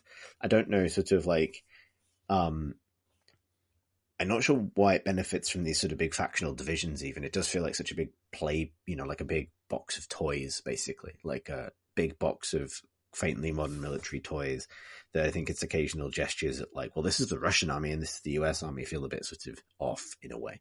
But maybe that does help kind of distinguish things. The most sci-fi thing in it is the VTOL transport, which is like a kind of an Osprey crossed with the, like an alien dropship, basically. Aliens dropship, I should say. But yeah, beyond that, like the guns you're carrying are like, this is an AK-47 from the future, right? Like it's not so near future that it leaves that behind totally. I really wish the series would do a kind of Ace Combat and just get away from America versus Russia. I mean, are we trying to imply that the Cold War is going to last until 2042 and whatever modern tensions might exist? It feels as though the game could easily just divest itself of that stuff. I think that, coupled with the fact that because you're playing these characters, that like, I think there's like one who's like a older lady who is German, I think, and the sniper is South African, I think, and these are the same characters regardless of what side you're on, as far as I can tell. That layer of like big geopolitical conflict doesn't actually feel very earned at the moment. We could be rival mercenary companies, right? Like rival PMCs, or they could do the innumerable Ace Combat-ish ways, as you say, to say like, oh, there was we changed the names of all the countries and the flags. Yeah. We've got fighter planes. Meow. It feels a bit unnecessary at the moment, like to really dial in on that for reasons I don't know why you would. Like, no one, it wouldn't matter if you just changed the names. Got them, like no one's playing this as a modern actual, history game. Right. So why actually evoke all of the actual countries? I don't know. Maybe. I like the space rocket when it blows up. That sounds fun. Yeah. Is the infantry stuff still ground based. I was wondering with the addition of the grappling hook and the sort of wingsuit and all that stuff, whether it's actually kind of going to play a lot more like Titanfall or whatever COD game that was set in the future where you had magic legs. I don't feel like I got magic legs. I think it's slightly more vertical than it was, but not tremendously so, because Battlefield has always been a game about falling out of a plane to get where you want to go. So it doesn't feel like I've definitely seen it already, like on Twitter, like people doing trick shots by like grappling up to a roof and dropping some grenades on the people defending it and stuff. So it has that element. It doesn't feel like the focus in a way that it was in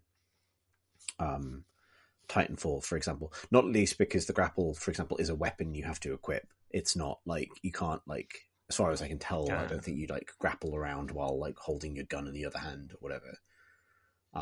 It's more of a repositioning tool. Sounds cool though. Yeah, I think it'd be a fun thing to jump into and play all together. Just go for an adventure, see where our Jeep takes us. Yeah. Shall we take some questions?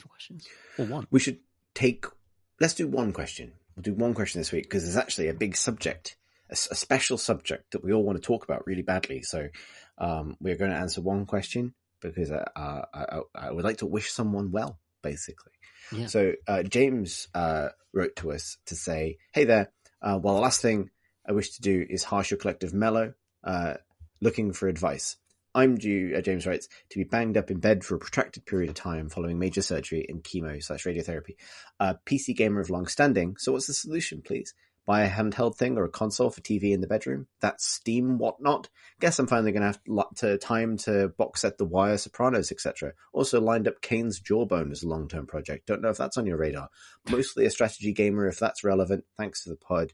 James, so first and foremost, hope all that goes well. Absolutely. Obviously, and best wishes for the recovery. To the subject of games to play while horizontal for a protracted period of time, there is no greater expert that I could think of than you, Tom. Well, as one who has played in a hot bath perilously to my own health at many points, playing portably for hours on end, I can only recommend the Switch. Nintendo Switch is exceptional handheld device that, given it meets Nintendo's classic standard of being a thing that's almost invincible. I once had like one of the very old Game Boys, one of the original Game Boys, that just went through a washing machine by accident once, and admittedly it came out with 1 pixel wide stripe of dead air on the screen, but I could still play Mortal Kombat as long as I wasn't the character playing on the left. And unfortunately for the Game Boy, it's only about 5 pixels wide, that screen. So it was somewhat of a problem. But these days, not so much. And as long as you're kind of like just reclining and you're not in a watery environment that could electrocute you or destroy the device at any moment, then the Switch is exceptional. The range of not just first-party Nintendo games, but just there's this extraordinary range of third-party games that have been ported to the Switch that I think is unmatched in Nintendo's history. I'm used to Nintendo being quite a closed system if you're getting into it, even though their portables have been excellent over the years. The Switch, for me, is kind of a breakout moment for that whole ecosystem. And you could just get such a huge, wide variety of games, whether you want to play shmups. You've got fantastic tactics games like the one with the robots and the bugs coming up from under the ground that I could Tom Francis is spinning in his house. I can see his face like a skull emerging above into the breach. Yes, into the Thank breach. God. Exceptional. Finally, Canada is stabilized. Goodness me, that was close. We almost we almost lost Canada, folks. Also, if you have an Apple device, there's so much good stuff strategy-wise on the Apple ecosystem these days. Jesus Christ, ecosystem. So I've been playing, as you might have heard on previous podcasts recently, Fantastic Divinity Original Sin 2 on my iPad, which you do need to have it plugged in because it kills the battery. But it's just an extraordinary tactical RPG for all the reasons I discussed with Alex Wiltshire on the podcast, I think a week or two ago. So there's this tremendous scope for portable devices. Yeah, there's some really good strategy stuff on Switch as well, because I think both of the Firaxis XCOM games were ported to Switch. So Spies on Switch. Whole Banner Saga is on Switch. Switch it's just so good. Yeah. So it's not just like, because obviously there's some extremely Nintendo strategy games you could play. I do very much recommend Fire Emblem Three Houses, but it is not to everybody's taste. It depends how much you like Tea Time. Like if you like Advance Wars, Wargroove is pretty good. Mario and Rabbids Kingdom. I was about to suggest that. It's way really better than you think it would be. It's actually, I think that's about 60% of that game is good, and then it gets really irritating towards the end, in my experience. But to me, especially because you might be able to get it at a cheaper price now, because it's years after release, if that's well worth an investment, because it's really good fun for a while. Yeah, I think those are all good shouts, but I'd also second the good tablet suggestion as well, like get an iPad or something, because there's a ton of good. Especially if you want to, if you're interested in trying out kind of deck building games, there's stuff like Ascension that's really, really fun, and you can get Ascension and a bunch of its expansions for pretty cheap now, I think. Civ 6 is on Switch as well. It is. Can't think about Ascension without thinking about the weird snake noise. So that's stuck in my brain now. One for you to discover and enjoy. And never forget. It's amazing though, like portable gaming. We've got the Steam portable device. I can't remember what it's called, coming out early next year. It'll be extremely limited supply, unfortunately. But I think that I'm actually really quite excited for that, because it kind of just takes the extraordinary Steam library and just puts that in your pocket, which is quite something. But there's plenty of good stuff out there. Get a Switch, get an iPad or an equivalent tablet, and you're good. Good. Well, and all best to James. We're going to take a bit of a left turn now to talk about something that I think three of us will be really keen to honk about into a microphone. It does mean that we are going to cease being a games podcast at this point and become film / medieval romance podcast, so that we can talk about The Green Knight, the film that finally sort of plonked into cinemas in the UK just now, and I think onto streaming as well. The David Lowery film with Dev Patel and co. So if you don't want to hear anything about The Green Knight, the film, or indeed you're really, really spoiler averse and 1,000 years old,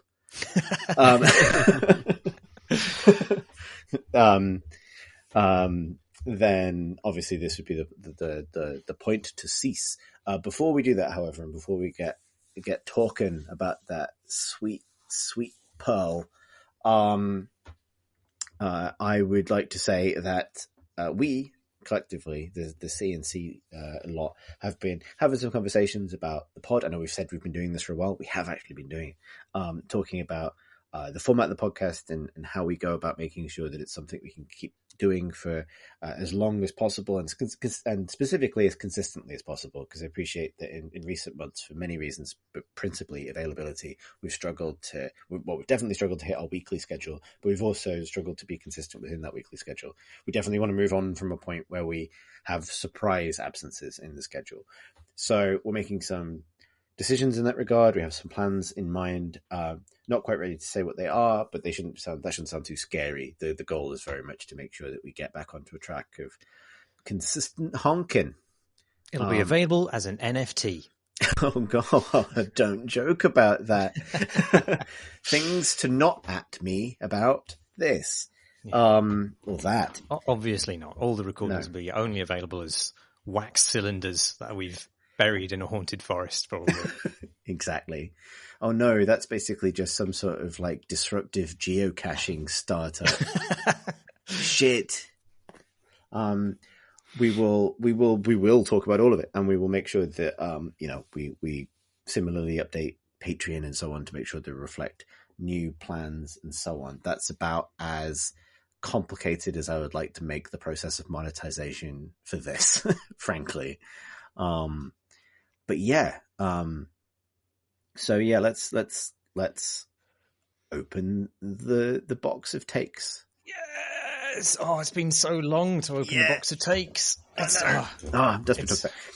Yeah, I watched it a couple of weeks ago, and I've been desperate to talk about it. And I think I was telling you, Chris, that my brain is so atrophied now that waiting like a fortnight to talk about something is like a really low stakes version of Memento, where I'm sort of scribbling on my arm in felt tip, "His mum is a witch," and things like this, because I know I'm going to have just forgotten how significant that is. And anyway, I watched it on a tiny little screen because I'm really hyper aware that a film adaptation of The Green Knight and a film adaptation of Dune are probably the two film adaptations that I've been waiting for my entire life.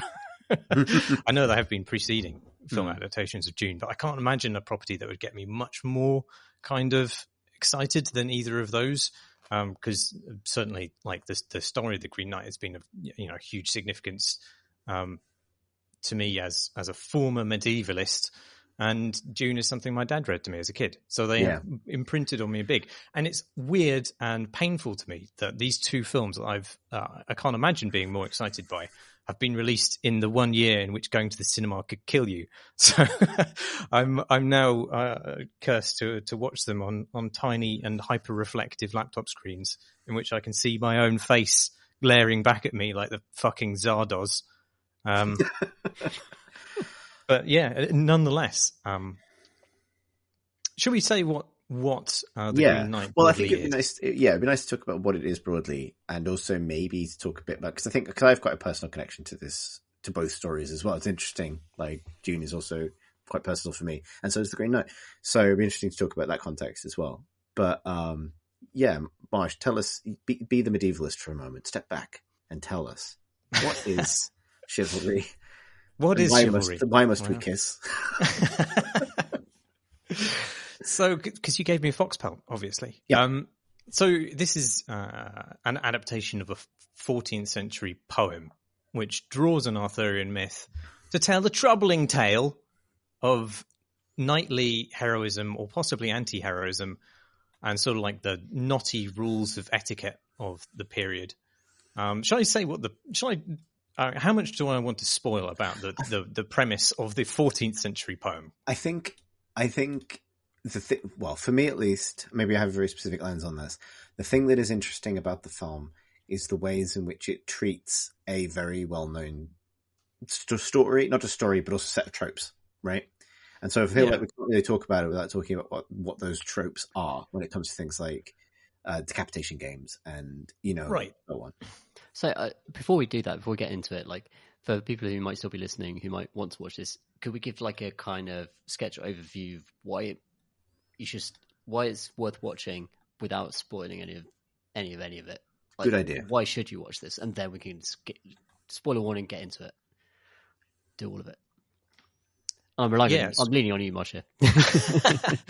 Well, I mean, whether it's for you or not is a big question, but for me, the reason you should watch it is because it's at both simultaneously probably one of the kind of most loyal and literate adaptations of a medieval fable that I think big cinema has done, and yet it is also an astute updating of that for a more kind of modern morality. And it's vivid, lurid. It's perhaps even quite camp in places. Mm-hmm. But to me, at least, it had a pretty profound meaning that hinged not only on what was a really dizzyingly beautiful aesthetic, but also a central performance by Dev Patel as, frankly, a bit of a shit. And how he deals with his shittiness is, I think, kind of fabulary in a real kind of quaint sense of it being genuinely a morality tale, but also quite a complicated one. I don't think I've necessarily sold it there, but I think it's also I found it to be a kind of very visually driven, churning nightmare about a man in the wilderness on his own, being subject to forces that appear to have a interest in human morals, but are ultimately designed to toy with those morals. And if you like the idea of the knight, the idea of the noble knight being subverted and played with in interesting ways, in a very kind of actually what you might find to be quite a ponderous format. I think that with beautiful imagery, I think this is something worth investigating. If you're going in expecting a romp, I wouldn't say that this is that. It's not a fantasy film in the kind of big action fantasy that you might expect. It's not Lord of the Rings for sure. Ridley Scott didn't do this one. No, thank God. It's truly the Dark Souls of films, I think. Oh God. So that was just an act of violence. That was, yeah. I think that's probably enough. Like, I think if that's piqued your interest, then you probably stop listening if you don't want to learn more. But we could probably I think we should just spoil the rest of it now. Get into it, yeah. Let's get into it. Agreed. So, shall I give a sort of précis of what happens? Yeah, I'll do a précis of what happens in the poem, because I think it is subtly and substantially different in lots of ways. So the premise is this: it's Christmas. King Arthur is having a big party. The Green Knight, who is just a completely alien figure. He's green, he's knight, turns up and he throws down a sort of playful combat challenge. He'll sort of take a hit from someone there, so long as they accept to receive one back from him in a year's time. And there's sort of some consternation about who take this challenge on. And Gawain, who is kind of, he's a sort of sly and rather callow member of Arthur's court. He steps up, accepts the challenge, expecting to garner great celebration and praise for it. And he just ably lops off the head of the Green Knight. So job done. You can't take a hit from a dead man. So everything's sorted, except you can, because the Green Knight gets up, he picks up his head and says, "See you next Christmas, pal." At which point Gawain realizes he's properly fucked it. And so a year passes and Gawain sets out to meet, his fate essentially, which is a big trope in Arthurian myths, going out on an adventure to find out who you are, basically. In this case, it seems quite a final sort of definition of who he is. So he's going to an appointed place. He's traveling across the Wirral Peninsula, in fact, which is was apparently a total shithole back then, and not where Premiership footballers live. And it sort of skips what happens on that journey. It actually explicitly says it would take too long to talk about. So, rest assured it was a lot of fun. And he finds himself half dead at the doors of this castle, where he's welcomed in by this sort of avuncular figure called Bertilac de Haut Desert. And at this castle, while Gawain recuperates, he's offered this other playful exchange, this other game of exchanging things. Each day, big birdie Bertilac will go out hunting, and he will gift to Gawain whatever prizes he brings home, and Gawain will give to Bertilac in return whatever he has received that day at the castle, which is tricky for him, because what he's been receiving at the castle is Bertilac's wife's attempts at seduction. So each night he has to receive some just fucking horrible pelt, basically, of Bertilac, covered in gore, and he has to give him a little kissy in return.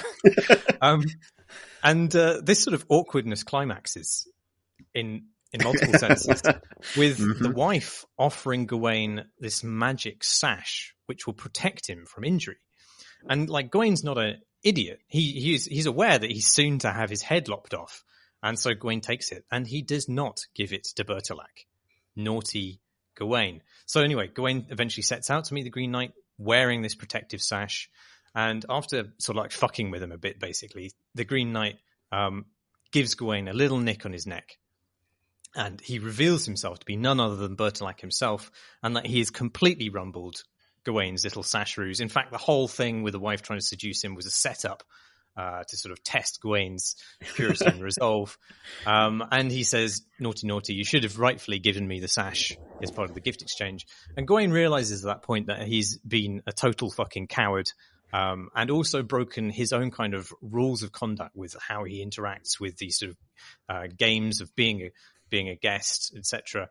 And he throws down the sash, and you expect him to sort of get before the Green Knight and say, go on then, have a go at my neck now. But the Green Knight just sort of laughs and says, well, you've learned a lesson, and they sort of part as friends. And it's a weird story. There's a lot going on, but fundamentally it's about how the rules of Arthur's world, how the idea of chivalry and courtly etiquette, how these things can be tied up. Yeah, how they can be tied up into knots, and how like Gawain's obligations as a guest are in conflict with his desire to be a hero, a knight, and also as just a man who very much wants to stay alive and also, bone other people's wives. And all these things intertwine and unravel, and ultimately they need to be chopped right through to get to the truth of things. And that's what the poem's about. When I was taught about the poem, I heard, and this is not something that I've seen in other discussions of it, so maybe this was complete nonsense, but I thought it was commissioned specifically by John of Gaunt to present to the court of Richard II as a sort of underhanded criticism of the way in which Richard ran his court, which was very much sort of addled with ideas of chivalry and courtly love and noblesse and these things which seemed quite archaic at the time. And the poem, or at least I thought it was meant to sort of skewer right through all of that bullshit and show that actually a lot of it is hollow or contradictory. But the film's very different. I wouldn't say it's very different. I mean, it features a lot of the same plot points, but the Gawain here is very different. And the difficulties he faces are not really about measuring up to some particularly archaic notion of etiquette, like that would only be recognizable in the medieval period. But it's more simply about him being a good man or becoming a good man. I think I absolutely loved it. I wasn't sure immediately upon watching it because it's sort of operating in this heightened mythic register that can come across as sort of absurdly self-serious or quite camp. And on top of that, it's laying all these depictions of the medieval that are quite not really medieval, but they're sort of more like 18th century Gothic or even like modern horror sensibilities. Yeah. And both of those things can sort of feel a bit sort of like histrionic or over the top. And on top of that, like some of its dialogue I thought was quite on the nose. There's a whole bit in which one character extemporizes on the nature of green, and the whole speech. Just save that for the essays, man. Yeah. I quite like that speech, to be honest. I thought that was an interesting. I think that was specifically we were talking about earlier in this podcast, like talking about like when you extemporize on your thesis in your dialogue or not. I think you're allowed to do it in this context, given but also I think it was interesting against the. When that character, when Bertilac's wife articulates the kind of terror of green, basically, as rot and decay, and as what will be left of you and your legacy, etc., which is such a recurring theme, I thought that was kind of a nice thing to introduce in a film that is about, in many ways, the terror of environments beyond the city walls, which is such a big theme, right? Like how alien and horrifying those landscapes are until you get to the Green Chapel. And then also against the backdrop of like, I feel like it was also, I think it was helpful to me to kind of recalibrate. Oh yeah, green, like wilderness can be terrifying, right? Like we are certainly in an age now where that sense of like, well, beyond these walls we've made is only terror has diminished. And if anything, we've switched, and now we spend correctly a lot of our time talking about green is only a positive, right? And so like, and given all of the subsequent adaptations of the Green Knight as a figure in myth or folklore, the way it's been adapted in pop culture, the notion like we get our Ents and our druids from this Green Knight in many ways. And Groots. And Groots, exactly. And so I quite liked that kind of regrounding in horror. I don't know to the extent that the Green Knight is meant to be... sorry, I'm getting away from the film here. I don't know that the Green Knight is specifically meant to be some sort of nature thing. He's not necessarily the same Green Knight who has leaves spilling out of his mouth, as in kind of medieval carvings that you find in churches. I'm saying that's how it's been subsequently taken. Yes, right, and that's definitely the way that they're going with it in the film. In this for film. sure. And definitely, I think if you drop that speech in without any other kind of justifying visuals or themes, then it would be like honkingly obvious and just like feel so wrong. But there's this just extraordinary sequence where Gawain's been assaulted by bandits and just completely sort of disbanded of all his knightly possessions, and he's just a guy on the floor, tied up, basically almost naked, exposed to the elements. And there's this slow swing that is such a long scene that kind of like pans to the right, 360 degrees, and as it pans, it goes through the seasons, and then the moss grows up the trees, and then it comes back to him, and he's just a corpse. He's just a skeleton. He's been dissolved by nature, and then it pauses on that for a moment, and then the shot just spins back around and goes back in time to where he is. Then gets back into his mad kind of hero scramble for survival. And I think without shots like that speech wouldn't matter.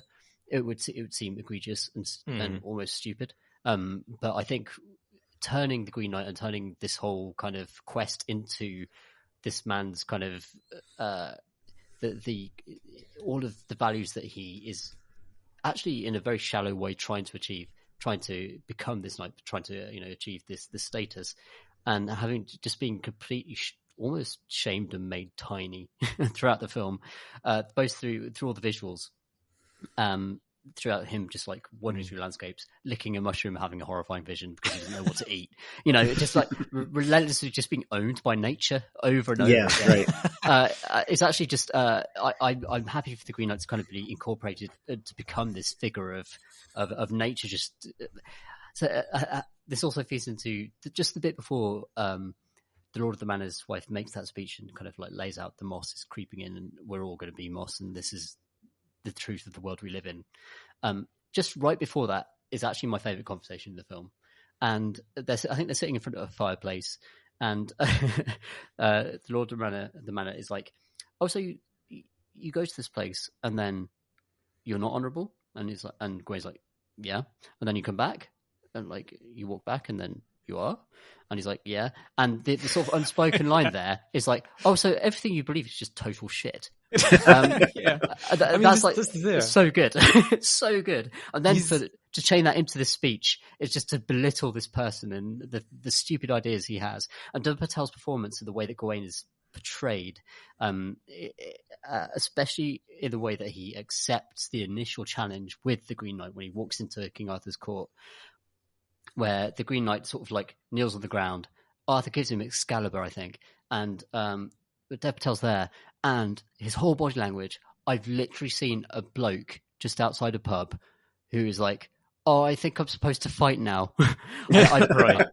Oh god, things have escalated, and I've kind of fronted enough, and now I sort of have to do something. And his whole kind of like jumping up and down, pacing back and forth is absolutely spot on for that kind of bravado and the foolish, stupid bravado that gets exposed throughout the rest of the film. I think all of those things tie into that one theme of him being belittled and kind of unraveled. I think there's the line about how why do you need to be great, I think it is, when it isn't enough to be good, and Dev Patel's Gawain just does not understand that. And he sees like his that was one other scene that I really wanted to talk about, Tom, the one you mentioned, where he just seems to think that by doing this thing he's ticked a box. That's right. And become a hero and a great man, because he sees this as being completely transactional in a really shallow way. And there's another sequence in the film, which I think is actually my favorite sequence in the film, and it doesn't come from the poem at all. It's just an extra sort of vignette that has been inserted, where he sort of does a side quest for a ghost to find her head. Why would you ever ask? Why would you ask me that? Why would you right. ever Yeah. ask So me that? he says, That's like, so good. He pauses, like he's going to do it, and he pauses as though kind of like second guessing himself, and he's like, "So, what am I going to get in return?" And she's like, "Why would you ever ask me that?" It's so good. But it's just her delivery, her just kind of utter disdain, appalling. You know, you fool. It's delicious. We're past the spoiler warning, so like she's a dead spirit seeking recompense, basically seeking some sort of final moment to kind of finish her life quest. You know, I don't know. I don't know how you describe it. Really, it's the last stone on her grave, and she's asked him to do this, and he's like, but I'm questing knight, so I should get a cool sword or something, right? That's kind of his vibe. And she's just like, what the fuck are you talking about? What was so interesting about that is I thought that was sort of like in dialogue with gaming almost, or at least the quest structure of gaming, which is very transactional as well. And it's about, you know, and I don't think that's really, that isn't a part necessarily of Arthurian myth or Welsh even folklore, isn't it, St. Winifred? Oh yeah, sorry. She is, but the idea of him getting something from doing a thing is something material is not part of Arthurian legend. In fact, it's more about discovering who you are. You do things in order to kind of reveal your innate goodness or otherwise. It felt like almost a riff on Lady of the Lake, like the idea that, you know, you get some loot, you converse with a great spiritual being, get some loot, but there are like repeated encounters with the divine, where he almost just gets literally crushed by this extraordinary scene out of nowhere, where he just sees giants over the hill of almost what looks like a Scottish moor, and it doesn't do anything plot wise. It just simply establishes the fact that he's this tiny, insignificant organism. And we might talk about the fox and how that's a bit of I found to be quite an awkward device, really, just kind of like, oh, a little dog pal that kind of helps you. Whereas actually, kind of cute though. It was cool, and also I thought that was a real fox for the longest time. In that film. I thought they'd trained a fox. I was like, I didn't even think you could do that. And it's like, obviously, it's CG. It's just a really, really well executed bit of special effects. But I think like I almost would have preferred it if he didn't have a little fox pal. That like he should be alone in this. I think the way the rest of the film kind of feels around him. I don't know. I think there's a broader structure. Like, there's so many different ways to take this. I was just thinking that like all those like sort of wilderness encounters. It's really interesting how I thought just generally that it threaded into like the story of St. Winifred with some changes, right? Like she's no longer a nun, for example, like that kind of thing. But that's, you know, very much like in the sort of Welsh Christianity or kind of Welsh folklore. Then you have these like sweeping landscapes that could be Dartmoor, I guess, in the sense that I've always liked. And I appreciate it's supposed to be the Wirral, but you know what I mean. Where there's this sort of like through line in a lot of this fiction of so you've gone to Cornwall by mistake. Which I thought was really, really vivid. But I think the thing that the film does as well in tying, oh god, that was almost disgustingly pat. Like, it introduces the girdle much earlier, for example, and the girdle is explicitly the creation of Gawain's mother, Morgana Le Fay, and that it is part of this sort of like recursive pattern. There's the heavy inference that the fox is probably her as well. And it's like the structure of the game has been created around him by his own mother, in this, who is a witch and is sort of outside of that civilizational bubble. She goes to the tower with the other witches to kind of like summon the Green Knight's letter into being, and therefore in some ways summon the Green Knight into being. And there's this, but what it does is it creates this sense that like, in addition to this like journey into the wilderness, like he is like absolutely trapped within this quite malign structure that's been created for him that is there to kind of, and I think one of the things that I found really striking about it is the film completely lacks the comfort that is offered by the poem in terms of knowing that this was all okay in the end, like that this was ultimately for his benefit in some way. And I think there's like two sides to that. One is the fact that the Green Knight is actually Bertolac is never said in the film, and it's two different actors, so it's sort of implied that he isn't. Secondly, obviously, it leaves that last notion ambiguous about whether he's actually going to get decapitated or not. But also, crucially, I think the thing that hangs over it is the author of this game that Gawain is trapped in is not the Green Knight or Bertolac. This kind of like avuncular, sort of very explicitly like patriarchal figure who you get the comfort in the poem of like is also part of the same system in some ways, like is also a landed knight, but is in fact actually far more obviously Gawain's mother, whose objectives are far harder to pass, right? In the way that she's presented, and it seems like. Well, I mean, this gets down to the big difference between the Gawain in the poem and the Gawain in the film is that Gawain in the poem is already a knight. Like, he's already a part of that world, and he's frankly like a bit of a slick motherfucker. He knows all the rules and he plays them well. And the point of the poem is to destabilize all of the things that the Arthurian world is built on. Whereas the Gawain in the film doesn't know who the fuck he is. He doesn't know if he wants to grow up, definitely. Let alone be a knight or a king, as is implied by this, which isn't ever Gawain's particular fate, I don't think. So it's his mother essentially preparing him to become a good person, to become to shake him out of feckless youth, and for him to be prepared to become a king, which is a sort of unexpected thing at the end where we. Which I thought was absolutely extraordinary brilliant. Montage. You thrust forward through the rest of Gawain's life as you see the repercussions of his fecklessness, of his inconstancy, of his cowardice. Essentially, ultimately bringing in his doom, and then it, suddenly, a record scratch, and you're suddenly back with the Green Knight's axe looming over him, and he has to make a decision about whether he. Changes as a man, and he grows up essentially. But it's interesting that whereas the poem is all about sort of undermining the world of Gawain, the film is about preparing him for the world that he will face.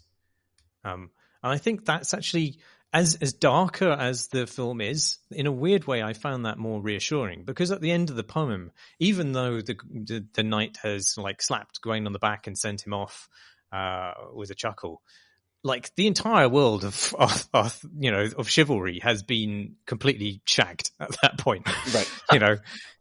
Everything is hollow, and Gawain goes away with a smile, but he kind of realizes that everything is a house of cards. There's no stability to anything that's built up. Whereas even though you don't know if Gawain at the end of the film is actually going to have his head chopped off, you do feel like he has grown as a human being, and there is now like a promise that he will be better. He will be better able to exist in the world that he is facing at the end of the film. There's also such a fragility to the way that King Arthur in the court is presented whenever you see them as being old and,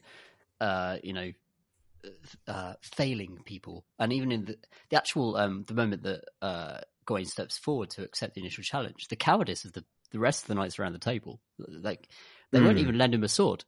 Or the jadedness. Yeah, exactly. And you get the feeling that it is this crusty. In fact, the very first, one of the many beautiful images in the film is whoever designed the crowns. This kind of like pseudo-Christian kind of, but like or slightly paganistic thing with the halo behind the head. But also it was King Arthur's head with the crown catching fire and flaming off into nothing. It's just a little kind of dreamlike moment in the opening montage, which also, by the way, includes some geese fucking with a donkey for like about like several minutes. So it gives you a lot initially to chew on, and you just don't know where it's going, and then it's kind of like that. This is what I really love about that opening, because that first shot is like you're in the foreground. I think it's a goat. I think some geese bothering a goat, and in the background, across 3 shots, a barn in the background is more and more on fire. And it just catches it just stays on fire, and that's never addressed. But like the thing I really liked, there's a thing here that I really love about it, which is that so obviously Gawain, or kind of like Gawain as he's kind of introduced in that section, is like obviously part of Arthur's court, and it invites you to see the Round Table, to see Arthur, to see the other knights. They are never named, and you have to sort of read that in. And there's sort of like this weird, I think, sort of experiential split there, which is really interesting. Whereas if you carry with you all of that sense of the significance of Arthur and Excalibur and the various knights that are present, there are many moments there where you sort of share Gawain's perspective, like when no one will offer him a sword and Arthur offers him his, etc. Otherwise, what you're seeing at the same time is a sickly, and you're explicitly told, kind of doomed court, right? This Arthur is like on his last legs very much, and has no other, family or meaningful heirs, right? That's the kind of... It's desperate. When he invites him to his side, it seems desperate, right? Like he's clawing onto someone to pull up to that. And it's like podium. this era is coming to an end, right? This is ending, and it is falling down, kind of, whether you kind of like it or not, and maybe despite the kind of determination of the people involved still keeping this game going functionally, that it isn't. And I think the thing that's really interesting is, like, this is something that I have a bit of a struggle with, because it's literally relying on a decision that was made in the credits rather than in the film. But in the story, in Arthurian legend, Gawain is Arthur's nephew, but his mother is it Morgius? I can't remember how to pronounce her name. It's not Morgan Le Fay, right? It's not the villainous evil sister. But in the film it is. Sarita Chowdhury's character is explicitly credited as being Morgan Le Fay. Oh, right. And so that sort of transplant means that, like, this Gawain is in the dual position of being Gawain and Mordred at the same time. Yeah. And I feel like the really interesting thing is, you see that amazing flash, the kind of uncanny flash forward, or kind of like dream sequence at the end, where you see what happens when he returns, having decided to stick to the lie of the game, explicitly having to lie to do so, to pretend that he honorably dispatched his quest, and then sustains the system for a little bit longer until the sheer kind of weight and misery of it bears down on him and he decapitates himself, basically. Or he takes this other path, but that other path explicitly, I think, condemns that whole system to its final collapse, right? And so, by what you're told, and so there's this really interesting doubling there of, like, two different really kind of key moments. And I think the cool thing about it is that is significant only if you are entering the film attaching a ton of significance to Arthur and his court and chivalry more generally, and all of the things that the story is really interested in watching crumble in front of you, which I really, really like. And the fact that you get a more human, as you said, Marsh, like almost a happier, more humane ending out of that system being exposed for what it is. Do you think that Arthur is in on it? Arthur and a character who I recognise as Merlin, but is never mentioned as Merlin. I didn't. That they are in it with Arthur's sister, Morgana Le Fay, I didn't Gawain's get that mother. at all. I didn't get that impression, no. From the film itself. But I did wonder. It's not implied as such, but I wonder if Arthur needs an heir who is fit to rule, and I'm sure that might be part of his calculations, like, even irrespective of that, like, arcane plot. I think I got a sense of something quite sympathetic and quite pathetic about Arthur, actually, from the film, in that he seems to me to know that it's all falling apart, that there's nothing left, and that he's sort of grasping around and sees Gawain as perhaps a sort of something he could leave behind. Well, what he says is, I would know you, right? It's that thing of, like, who are you? And Gawain says, I don't fucking know. And he's like, right, well, go out and I'm the Green Knight, welcome to Jackass, go find out.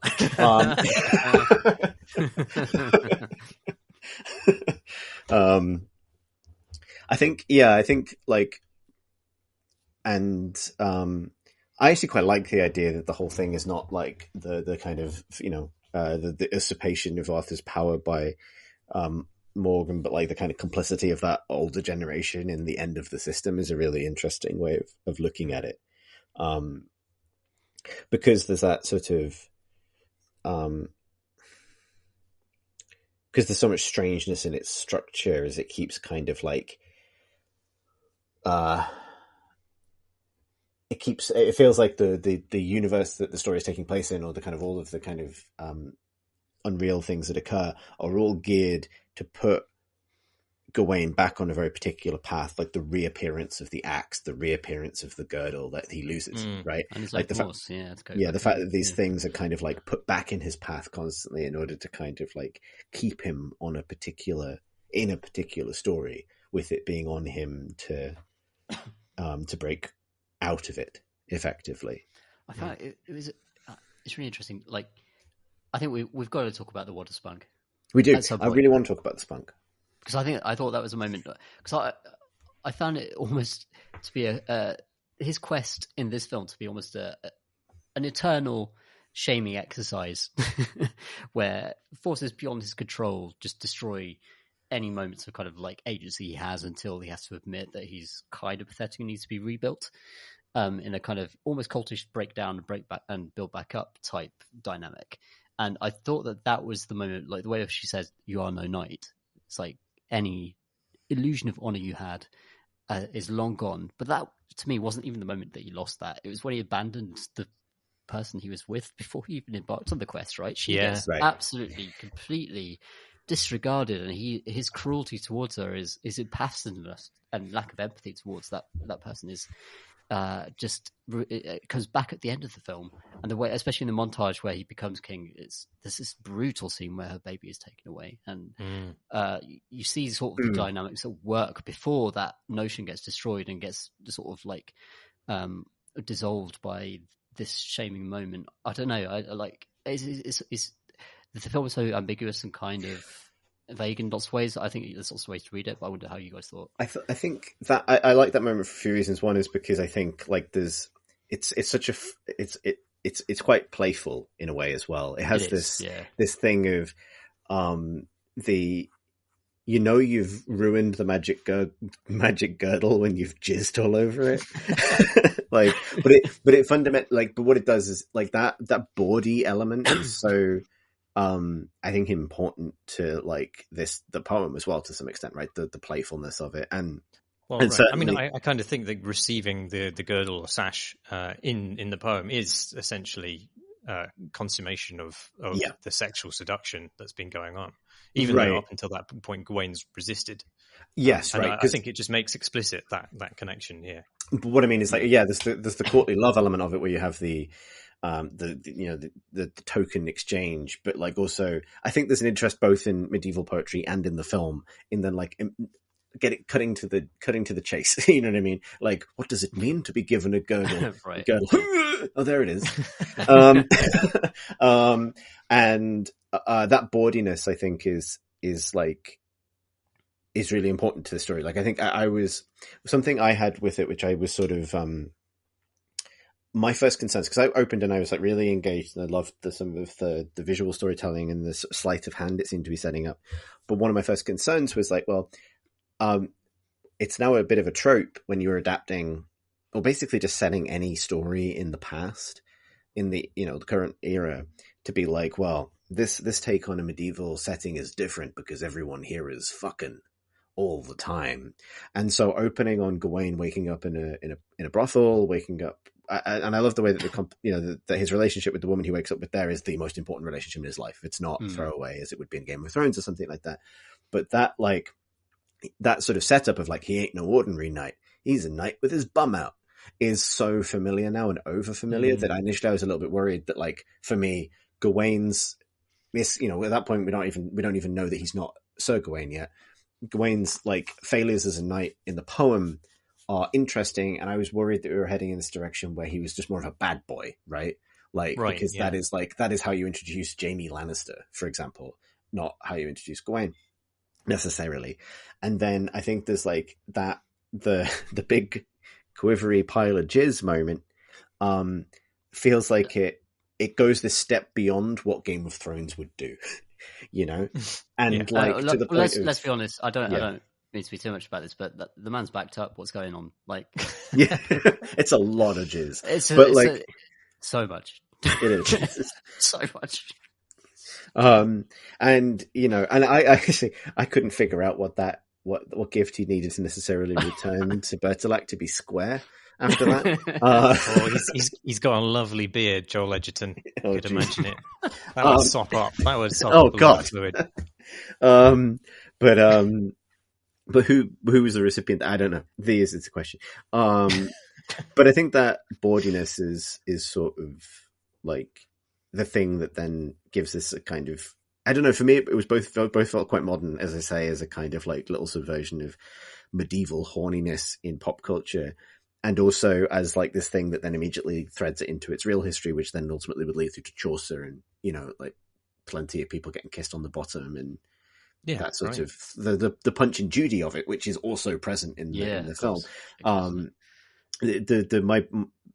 I once, as part of my theatre company, was hired to be in situ medieval peasants at a medieval feast in Salisbury in Wiltshire, being held by people who were very committed to the bit of pretending to be a feast hall full of like yeomen in the 14th century. And I spent 3 hours in doing a very stupid West Country accent, telling the story of Gawain and the Green Knight to tables full of like increasingly pissed and red-faced 50-year-old sort of Wiltshire dudes. It was one of the strangest nights of my life. But a big part of that was like, I had studied it as a far more kind of religious text in a way, and for its its echoes of for the ways it relates to chivalry and the way that the concepts of courtly love and romance have a religious element to do with the sort of the sexless love of Christ as well as everything else. And I think I discovered in that moment how useful it is when trying to entertain a cider pissed like local bank manager to lean hard on the sexy bits, you know what I mean? Or the very daft kind of panto-esque sort of exchange of little kisses. And I was glad that was in the film, basically. I think it does also set, I think he is supposed to be such a chancer. I think as Marsh said initially, like, I think it's not so much that he's a kind of Game of Thrones, everyone's having a crack type of, and now we get to show it because we're on HBO type of deal. More that he is a man who lacks substance fundamentally. I think like he likes what he likes, and he's a young man trying to have fun. And occasionally, a bloke in a pub calls his mum a witch, and then he fights him to death in a pub car park. Literally a moment in the film, even though the man is like 60 years old. Because that's how he thinks he should behave or wants to behave in the moment, and that there is no deeper kind of morality or code to what he's doing beyond just kind of getting what he wants and also climbing a ladder. And I think exposing that person to the horrific journey that follows, it's kind of a revenge I enjoyed watching him go through, even though thanks to Dev Patel's performance, I think I completely wanted him to live and win and perhaps get better. And I'm not sure this is always one of those things where it comes down to how charismatic the actor is and how much like a person is completely chancing everything, including every fight he's ever in the film, when he clearly doesn't know what he's doing. In fact, it's a miracle he is actually at all sympathetic, really, and I think that is all down to Dev Patel's performance. I think after the scene where he basically shows he will never commit to a relationship with Alicia Vikander's character, completely Essel. Stony faced. Oh god, that silence is horrible. It's really brutal, and his totally dead expression.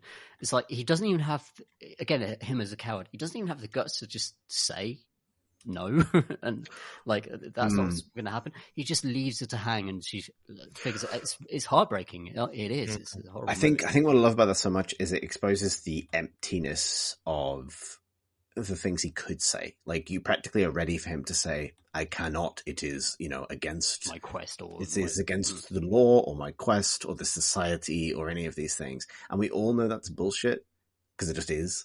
And so it's like, I think the thing I love about it so much is that the structures that it takes apart by the end are so transparently flimsy it doesn't need to talk about them. Right. Like, they just hang in that moment where he's completely silent, and it's not, it ceases to, and this is the nice thing about it, I think it becomes a bit more transcendent about it, is it ceases to be, oh, isn't it a shame he can't marry his nice girlfriend because he's a knight? Oh. And it becomes, men get shit ideas about their own destiny in their heads, and it ruins their relationships. And that is sort of timeless.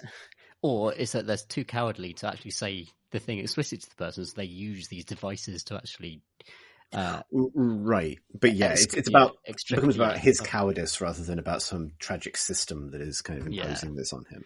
I think that's really true.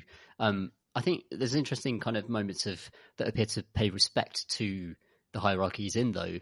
For example, the moment where King Arthur literally Yodas to death. You guys remember this bit where, like, eventually he knights Gawain? I think this might be in the montage, actually, and then lies down on the bed across his wife, and then literally vanishes and softens into the pillows. It's literally Yoda's death. He does die like Yoda, yeah, I didn't know. He does die like Yoda. But in a way that's kind of... I wonder why, like, Arthur's supposed to be such a sympathetic character in this, really, given that he's kind of driving Gawain, and he's sort of the linchpin for this whole heroic system that men are trying to kind of prove themselves in. It's perhaps beyond the scope of the film, to be honest. My take on it would be the film tempts you into liking Arthur because you want to, and makes that really hard every turn. He is nice, but he is also desperate in a way that is unsettling. And then when he's also killed a lot of people, like that battlefield that good point. That's all he's doing. And there's a weird line where he says, when he's banging on about how he subdued the Saxons, and and in a line I don't like, actually, he says they bowed their heads like babes, which is not a thing that babies do. They just don't bow their heads very much. I mean, shit their pants, sure, but not much bowing. Anyway, but yeah, there is a ruthlessness and a brutality to Arthur's regime, which is in the background there. Yeah, and I think that's present particularly in the sense of, like. And I think the important thing is that every time you try and like this character, or try and attach to what you want to see as romantic or good in Arthur's court, your attention is drawn to how cold it is, and your attention to these sinister things that he says, or specifically at those crucial moments where he looks to Merlin for confirmation. And Merlin in this is less Gandalf and more like Rasputin. Like, he's just lurking there. It's like, he looks like the kind of the evil universe Alan Moore, just sort of like lurking kind of as this great big kind of hairy tattooed figure in the corner who is entirely menacing the entire time. There's no moment where you get a sense of, like, he is, proto Obi-Wan. This is like a sinister vizier who is sort of himself decrepit, but more kind of like comfortably ancient and presiding over this structure that he seems sort of to be in total control of, right? Like when he takes the baby, right? It's like Merlin seems to be like, and this is, I think, we could stay on this for ages, but it does feel like there's this real unsettling of the dynamic between Merlin and Morgana Le Fay in terms of, like, which one of these is in the wrong here, like in terms of who's holding that system up and who is pushing it over its final kind of little precipice. It's a much more pagan film than source material. There's no Christianity in it whatsoever, which is, I don't think it needs to be a comment on Christianity, and I think its absence doesn't hurt the things that it's trying to achieve. But it is very notable that it is not in dialogue at all, really, with Christianity. Whereas obviously the poem was written in a context where that was inescapable. I think it's very important to the poem as well. Like, that's the, and I think that is an interesting choice. I think partly because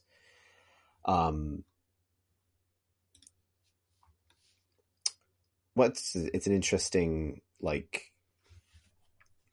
complication then, I would say, of that structure and where it comes from. I don't know whether it's an attempt to universalize it or to do the opposite. Like, well, I think it's just more that we've come to feel like the hero's journey is something that's identifiable outside of the idea of, God appointing people personally to be victorious or not. Like, the world has moved on. This is more a discussion of what it is to be moral and a good person and a hero outside of the rigid context in which the poem was written. Sure. I don't think it matters that it's shed that stuff, and maybe, yeah, I don't know. Maybe it helps the film in a way, because I think if it had been as complicated and dark as it is, and also have the layering on of a very Christian worldview, it would have raised all kinds of arguments about the agenda of the film, which would have actually distracted from it, I think. Yeah. I think that's actually a good point. I don't think it's I don't think it's entirely free of Christian imagery, though. Like, I think particularly in the sort of flash forward at the end, like Gawain as king is feels explicitly like a Christian crusader king, for example, right? Like that's the impression that, like, everything in the costuming and the sort of situations you see him in leans heavily into that imagery. The things that complicate it are the Knights of the Round Table themselves, who are presented like with the sign of like a pentagram, for example, instead of a cross. But I agree with you. I think it feels to me more like a studied decision to put some distance there, rather than necessarily a notion that this isn't a factor. It felt like it just didn't want to get bogged down in that, or even raise the possible question of any of those moral codes being part of this.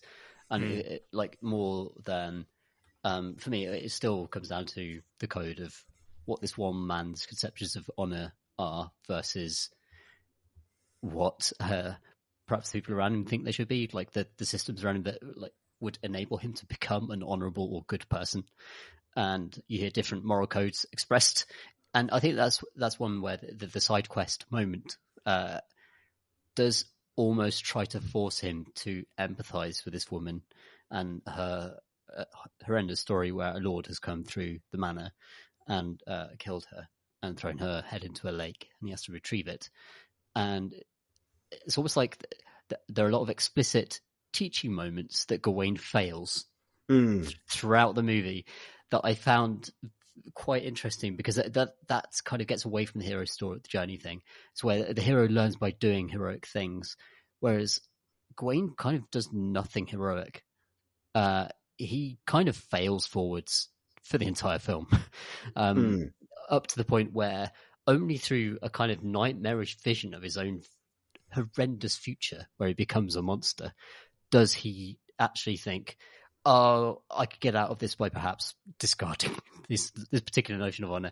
But it's never quite clear whether, like, I know the Green Knight does absolve him, and also, by the way, fantastic final line: off with your head, fuck off, child. Off you go back into the wilderness. See how you do.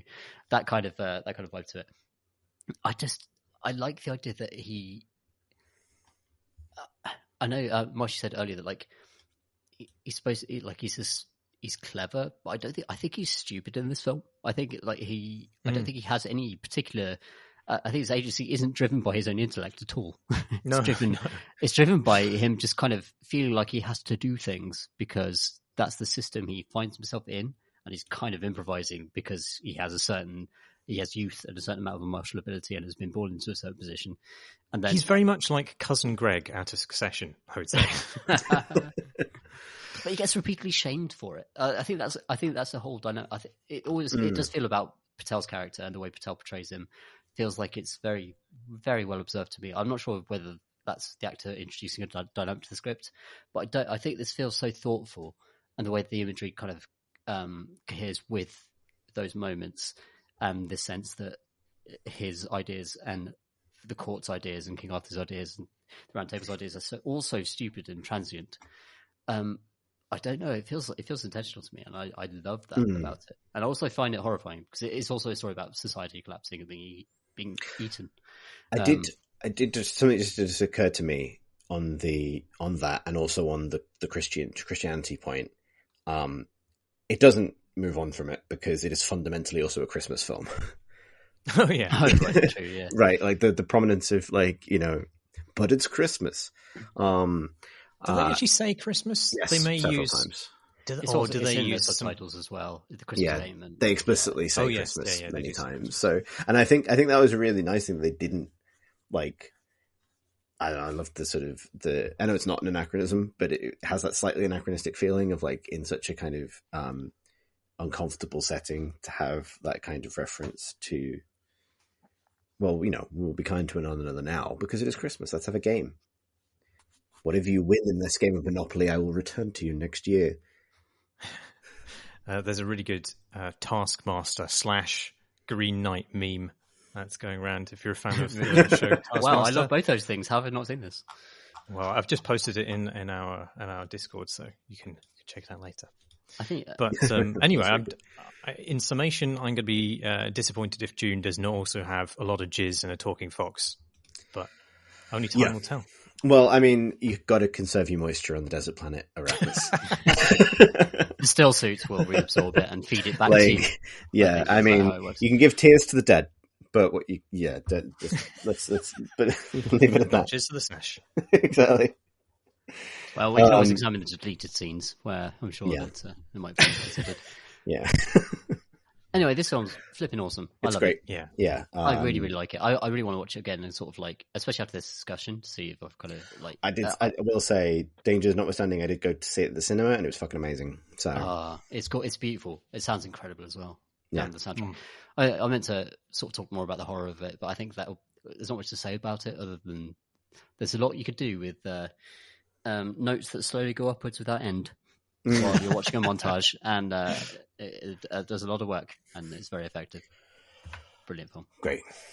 Should we wrap this podcast up in a bow and then cut it in twain? Yeah. That's all of the podcast we've got time for. Thank you for joining us for an hour and a half of computer game, followed by an hour of computer Gwain. Fuck. If you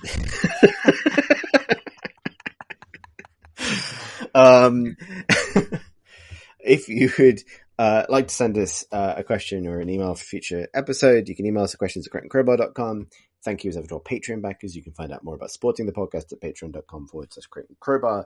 Our Discord community can be found, well, the link to the community can be found on our website at crateandcrowbar.com, which is where you'll also find assorted other episodes, much like this one. We have a YouTube channel, youtube.com/crateandcrowbar for these podcasts, but with a picture, much like the film that we were just discussing. I think that's it. I haven't done this in a while.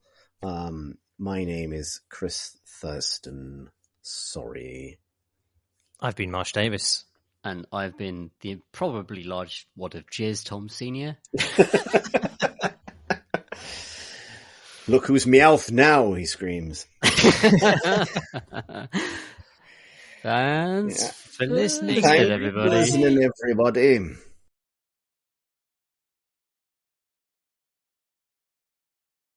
Off with his head!